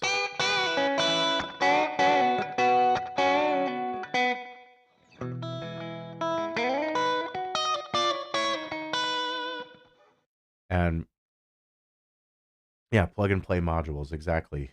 Execute program. that's that's exactly what you kind of it kind of feels like sometimes, because you have to it's if you try to wing it, it's sometimes it can be great, but a lot of the times, more often than not, it's not great. And you're better off, you're just going to be just practice. You're just going to be better off, happier with yourself. I did it the couple weeks ago, where I know we're our own worst critics, but I would I played a show and I didn't really practice all that much for it. Just busy with everything else, and go to play live, and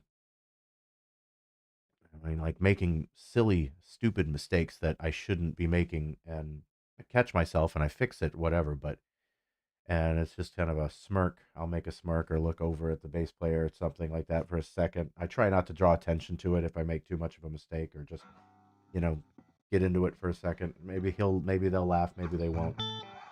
Most people don't notice, but it's little things, little note wrong here or there. The rhythm gets off, or I'll forget the solo, so then I just have to improvise something, and the band, it's not so much a mistake, but they don't really know where I'm going, and so they're just following the form at that point.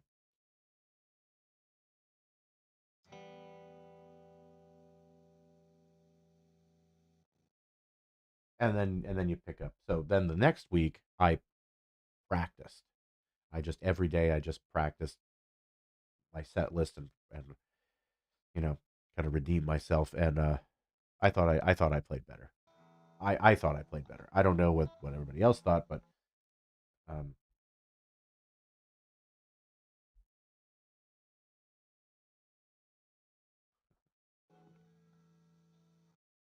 exactly. If you don't react, no one will know. Um, who are some of my favorite rockabilly guitarists? Obviously Brian Setzer, but besides him, uh, Danny Gatton, um, Cliff Gallup, Scotty Moore, James Burton. Um, who else? Those are the big ones for me. Eddie Cochran. You know, uh,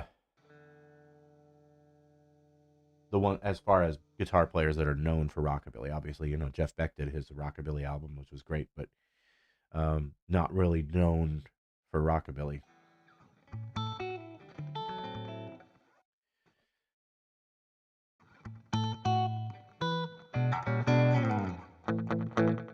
Um, yeah, there's so many different. There's a lot of good ones out there. As far as anybody more like current, I don't really know anybody other than um, the I really should know his name by now, but I don't. Um, the guitar player from that played with Imelda May when they did the their the few songs that got kind of blew up. Neil Young did a rock. Oh yeah, that's right, he did. I forgot about that. Dave Edmunds is a good player too. For that, he does a great version of I really like Jerry Reed as a guitar player too. He did a Jerry Reed song, "The Claw," but with electric guitar instead of acoustic. That's pretty cool. Roy Clark, that's another good one. He's not really rockabilly, I guess, sort of, kind of. No, no, no. Yeah. So, and then Tommy Emmanuel is one of my favorite guitar players overall, even though it's all acoustic. He has some electric stuff, but not as much.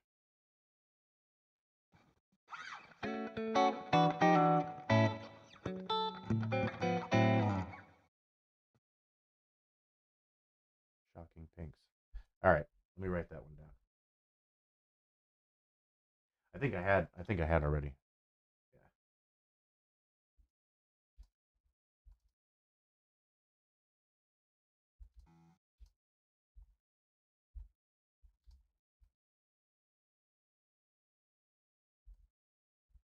There we go. That he does. Great stuff, though. So does Danny Gatton. I mean, my God. Some of those riffs. It's been a while since I've even played that. Let's keep the pick going on a low string.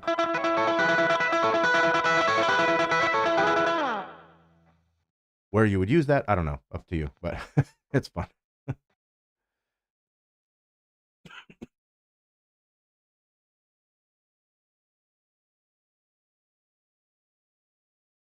Well, what's Danny Gatton, technical proficient, intermediate guitar player? Some of Danny Gatton. What are some of the things Danny Gatton would do that it's not super? I mean, that's not super technical. That's one thing right there. And some of the other riffs that he does, like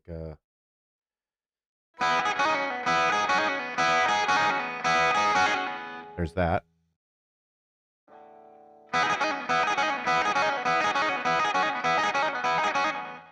Yeah, he was plug and play kind of. I mean, he had a bunch of riffs and a bunch of licks that he was really really good at and really spot on with. And the one thing about Gatton, to me, and I don't know, at least even versus say somebody like Setzer, is that Gatton's timing was just impeccable. He had practiced those riffs and so well, and he was an ear player. He didn't really read or anything, so he would have these unconventional riffs, which were cool, but he still could play all the scales and the beer bottle and the towel. Yeah, that was always a nice shtick. Um, but he would just, he could just jump in and just play because he just knew all these riffs and stuff, which is good. Again, it wasn't all muscle memory. Sometimes he had some um, new things, but yeah, he knew his scales. He had his the dexterity and the proficiency was just uh, um, amazing. Um, but yeah, some of those riffs, like that one's I think's pretty easy. Um, it's just the open two strings. I guess you could do it on one.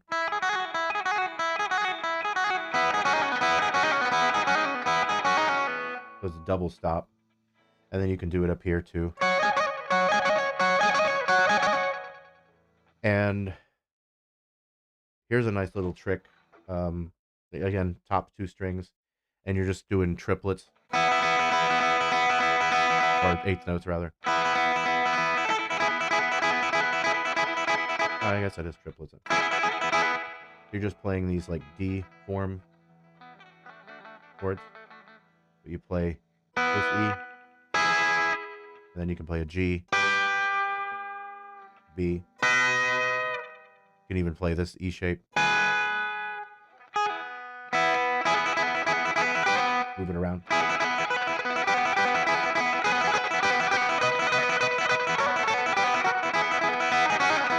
That's one trick that Gatton used quite a bit. Um, so that's as far as I know. I do recommend getting those Hot Licks videos. There's two of them. There's one, the Danny Gatton riffs, which was I think it's just called Danny Gatton, whatever. That's the first one, and then he did a second one, which is all rhythm based stuff. Great, great videos. Um, Lenny Burrow too. Oh, did he? Oh, cool. Yeah, Glenn Campbell was a great guitar player too. His yeah, I don't know. I didn't know he couldn't read, but yeah, reading's not like, you know, is it's helpful. It's helpful if you, especially if you want to figure out, chord melodies and how things kind of go together and how things work. But it's not necessary. And a lot of people end up, they say they can't read, but you're reading certain things because you know what chords you're reading, chord boxes you're reading. Some things you're just not a great sight reader or reading individual notes. Yeah, the Beatles couldn't really read either. Like they sort of kind of could. Like they knew that melody goes up means pitch goes up, melody goes down, pitch goes down, but that was about the extent of it. Um, Again, it doesn't really matter as a player. Most of those players back then didn't read. Most guitar players are just not don't really read music. And there's reading music and being able to analyze it um, and theory and understanding all of that. And then there's sight reading, which is a whole different skill. And sight reading is something that, I mean, I can sort of kind of do it, but if it's simple enough, but to actually sit and sight read like the jazz cats, no. No, not like that. I don't have, there's not a lot of call for it around here anyway. Maybe if I was in New York or something, but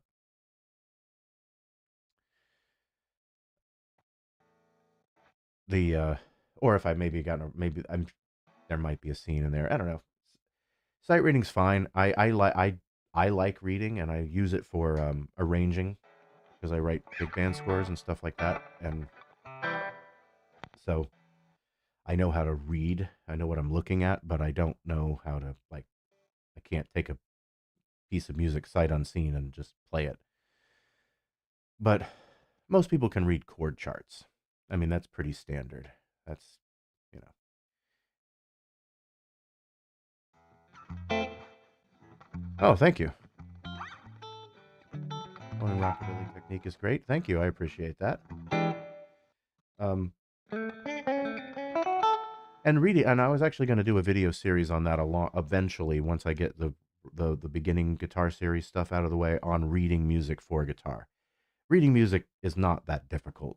Like sight reading takes time. It's just time, and and and it depends on if you want to put the effort into doing it and if there's a reason for it. If you're not going to play in an orchestra, or you're not playing in that sort of situation, there's really no point in it. Um, you know where middle C is on the guitar? And that's the problem with reading guitar right there is that, like piano, middle C is always in the same spot. And this is part of the reason why guitar players don't usually read is because it's hard. It reading music and understanding what you're looking at, that's not difficult. Reading music for guitar is harder than piano or horns or whatever because when you're reading, even though piano has two clefs, every note that you read is always going to be in the same spot. It's not going to be any different. If you see a middle C on a treble clef, even though that's all you're going to be reading for guitar, it's not like a trumpet or a saxophone where middle C is always going to be this combination of notes or this combination of keys. Middle C is here, here, here, here. So where do you where do you read? So that's where the video series come I want to do is there are specific positions that you can use that make it easier to read a piece of melody or a piece of music. And it's a great place to start. And that's usually what I do when I get a piece of sheet music is I'll analyze it, I'll play it really simply at first, and then I'll expand upon it, and they get to the point where you're not really reading it anymore, and you've kind of memorized it anyway. So um, it does come in handy though when you're trying to figure out like um, chord substitutions and um,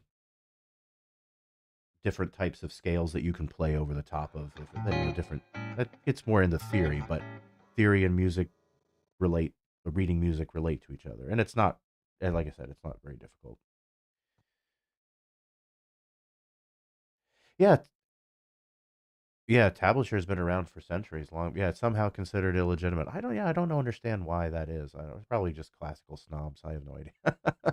I don't know. I mean, jazz guys never used to read um, music. It was all just one of these and one of these. Whatever the riff. It was one of these and one of these.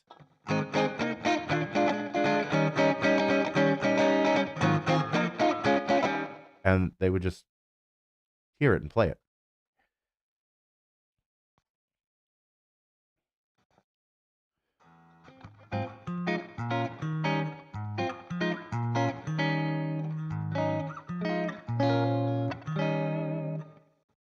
Ear snobs? Is that like the reverse of music's?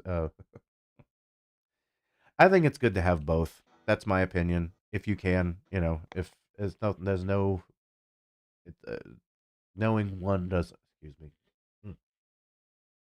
knowing one doesn't make you a better player one way or the other necessarily. Like some of the best players, Tommy Emmanuel's one of them. He doesn't read music, you know. So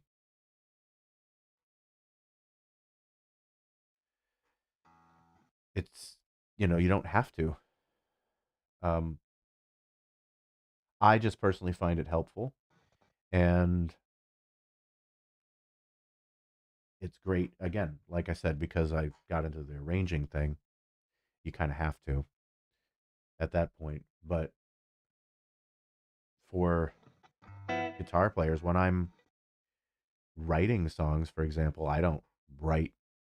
The only music I write down is um, the chords and like over a measure if I'm trying to, and just so I can remember it, right? And then it comes to like guitar riffs and things like that, I'll just put my phone up and play it.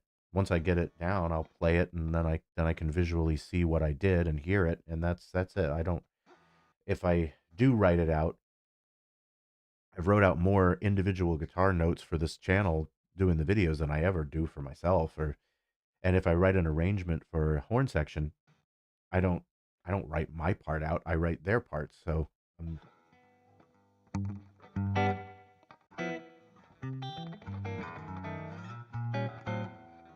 who's my favorite artist?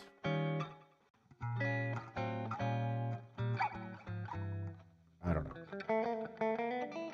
I don't know. That's a tough one. I like different ones for different um, Jazzabilly. Yeah, exactly.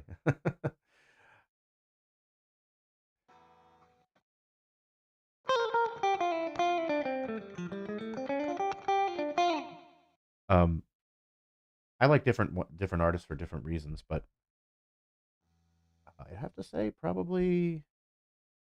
I mean,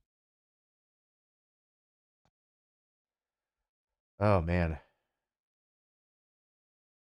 like for songwriting and rock and roll and just overall in general, overall, I've always used to say probably maybe still the Beatles. But as far as something that's more current, I mean, I of course I like the sets or orchestra and stuff like that, but um, Count Basie, Sammy Nestico, newer stuff. It's like I don't really know as much, but yeah, they all have different. John Williams as a musician, probably one of my top uh, favorites. I know that's not anything remotely what this is, but that was a great. There was a great documentary that was on Disney Plus, the John Williams story or whatever. What a great um, career that guy's had, because it's about melody more than anything else, and it's just that documentary was great. It blew me away. Um, but as far as guitar players, like currently, I probably say Tommy Emmanuel. He's up there for me. Um, his arrangements, his guitar arrangements that he comes up with when in his live show is great. I've seen it a couple times. It's just one guy up there with an acoustic guitar. Fantastic.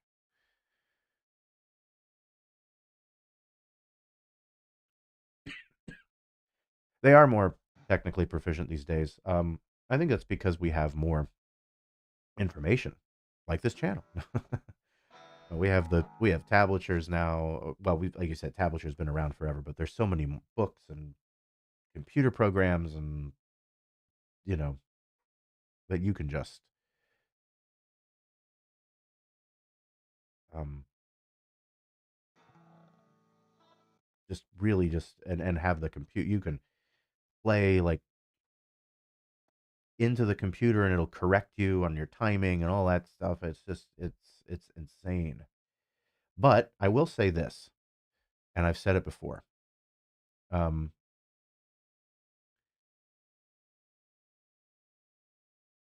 yeah, books is where how I learned for the most books and VHS tapes. um, but I will say this: I taught for a little bit at one of the at a guitar school, sort of. I'll leave it at that. Um, and there's a lot of it was cool to see a lot of younger people playing guitar and all that stuff. To um, but one thing I noticed is that a lot of people are playing what they're playing very technically proficient. The ones that were really good were good. They were on the notes and everything else. But some of them could read, some of them couldn't. Some of them could do tablature. Most of them could do tablature, but some couldn't. Um, most couldn't read notation, but again, not really necessary. I like it. Again, another advantage to knowing notation is that sometimes tablature can be wrong and the notes can be right. And so you want to make sure sometimes you can it's like, oh, that doesn't sound right. Look at the notes and see where it is. The other thing that can help you with it is that the tablature might say, hey, play it over here, when it might be easier to play it over here. And if you're stuck with reading just the tablature and you're not familiar with where the notes are, it can be more of a struggle and you end up spending a lot of time trying to get some sort of technical move that would just have been easier if you played it like that. Um, like there's a riff right here, right? Well, I've seen it read on tablature because a lot of people will play it like this, because that's usually the way it's played.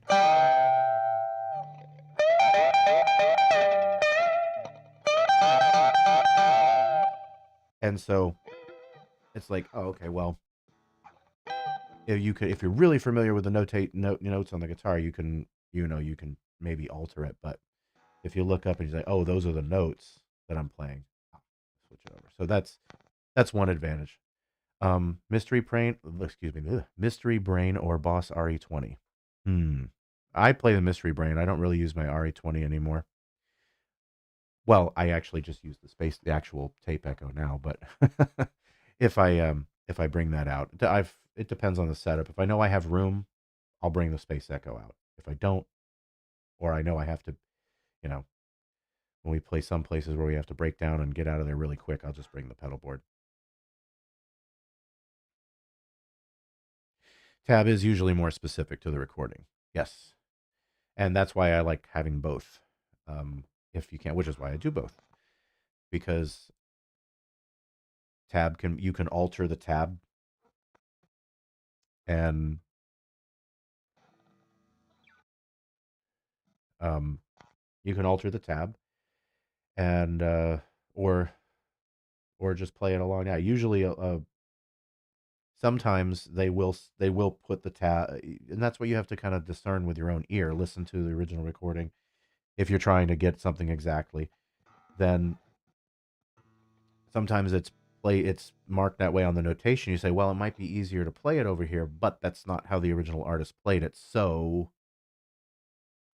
you know, how do you know? I mean, if you can find a video of them playing it, even better. But if you can't, then you just have to kind of hear. And there is a tonal difference between playing an E here than playing it here, obviously. But, or here.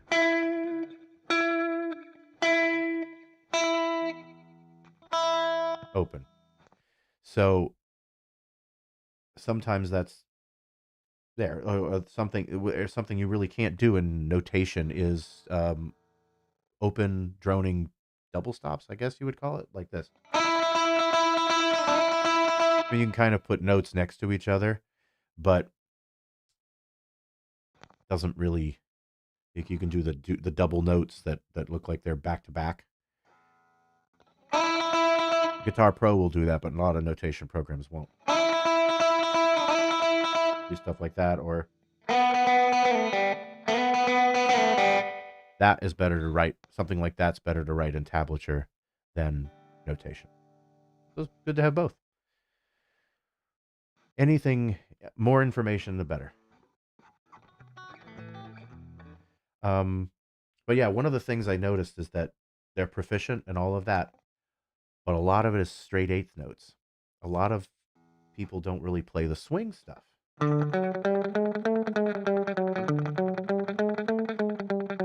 Right? We're just playing. And I know that that's a more specific niche kind of playing, I guess. But it's something that's very difficult to write.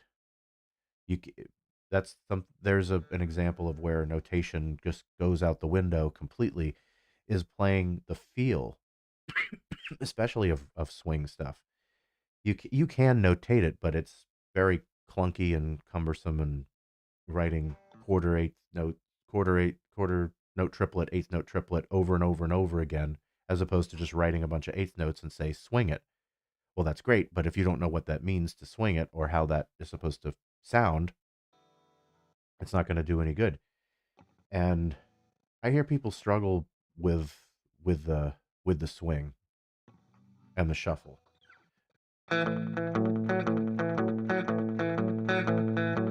Just something like that. Everyone wants to straighten everything out. And it's kind of I don't know if it's lost, but or they'll play it like that. They'll just play quarter notes.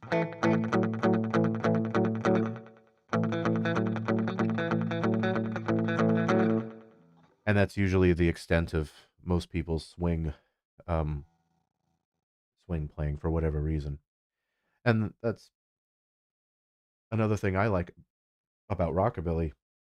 Again, going back to what I started talking about at the beginning of the stream with playing solos and just mixing everything up as you can play these different styles. And I think because of the nature of the swing, it allows you to do that. It's a little more open and a little more freeing to play solos than if you're playing something straight. It's a little bit more confined. You have to be a little bit more specific and deliberate about what you're playing than if you're playing swing. You don't really want to do too many passing tones when you're playing straight eights. It can work in certain instances, but generally not. You want to stick to your major scales and your pentatonics and your blues scales and stuff like that. Put in the proper passing tones. You're not going to play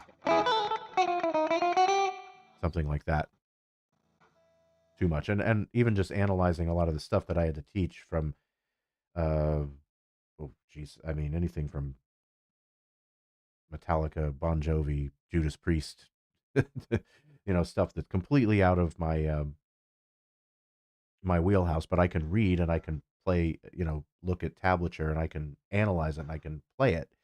I just, it's not my thing.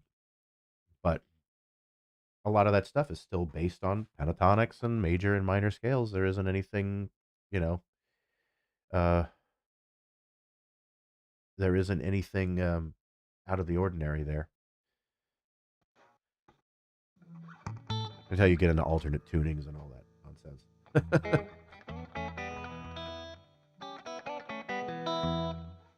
But which again, a lot of the stuff that I do on the channel is related to what you can do live. And if you're getting into alternate tunings, you really want two guitars. You don't want to have to be sitting there fooling around with a different tuning.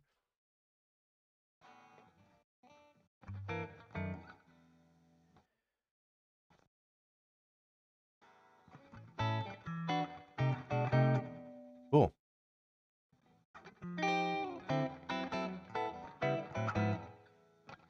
Yeah, I hope I answered the question about the mystery brain pedal.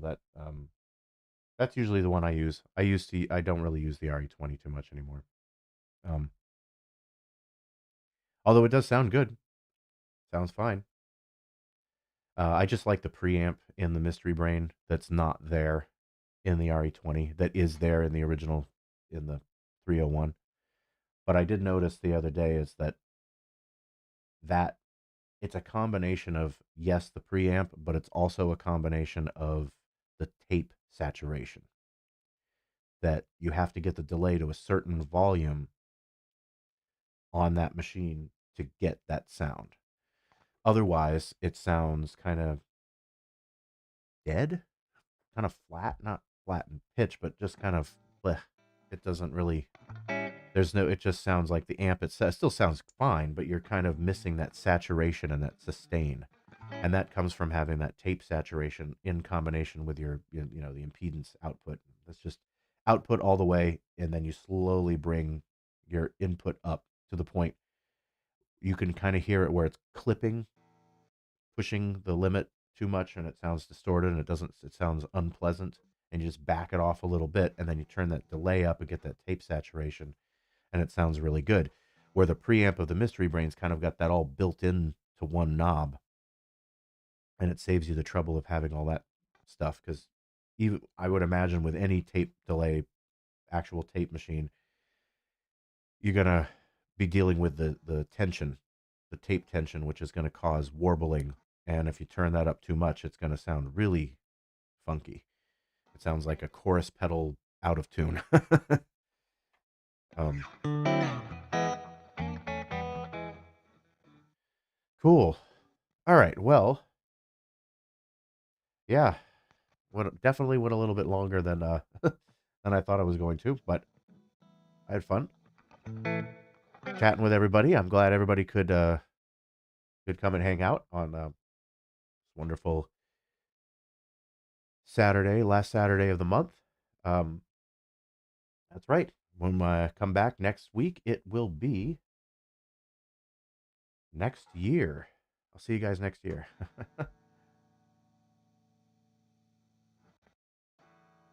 Yeah, it's been 2+ hours. I usually go about this much. I was only going to be on for about 20 minutes, and then we just kept going. Uh, that's fun. I enjoy this. I really do enjoy this once I get going into it, especially with you guys here. Um, yeah, I hope everybody had a great holiday. I know I did, and I hope everybody has a happy New Year. I'm probably gonna at some point, usually in January. I don't know exactly when I'm gonna do it, but I usually take a week or so completely off from everything. And January or February tends to be the time to do it because that's when the gigs slow down. It's cold.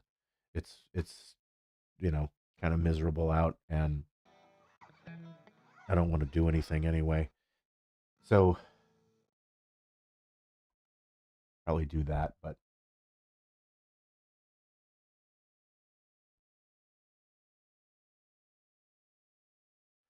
yeah.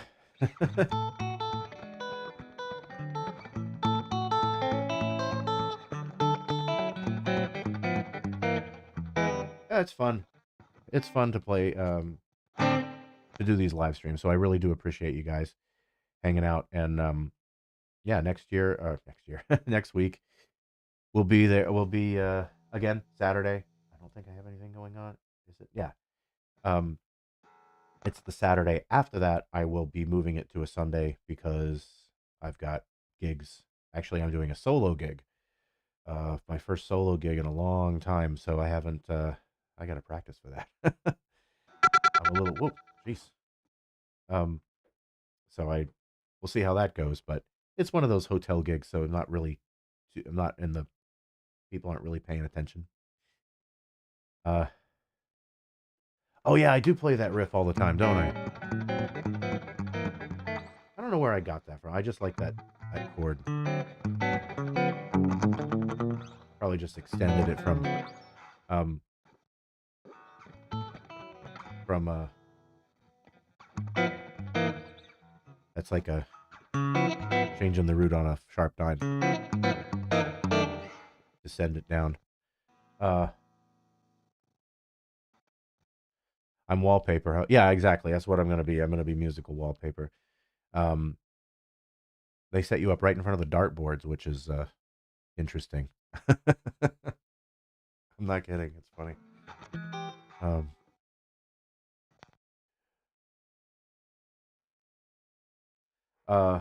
an improvised jam. I usually do a little outro thing, but yeah. I'll get going, and until next time, we'll see you guys next week, and I'll get working on some more videos. Hopefully this week looks a little bit crazy for me, but we'll get the next one out as quickly as possible. I'll try to get try to do at least the chord videos. That'll be easy. I don't have to write a lot of lines and tablature and stuff. It's just chord charts and maybe some rhythm stuff. Cool. All right. I will see you guys next week. Until then, have a good one. Thanks again, everybody.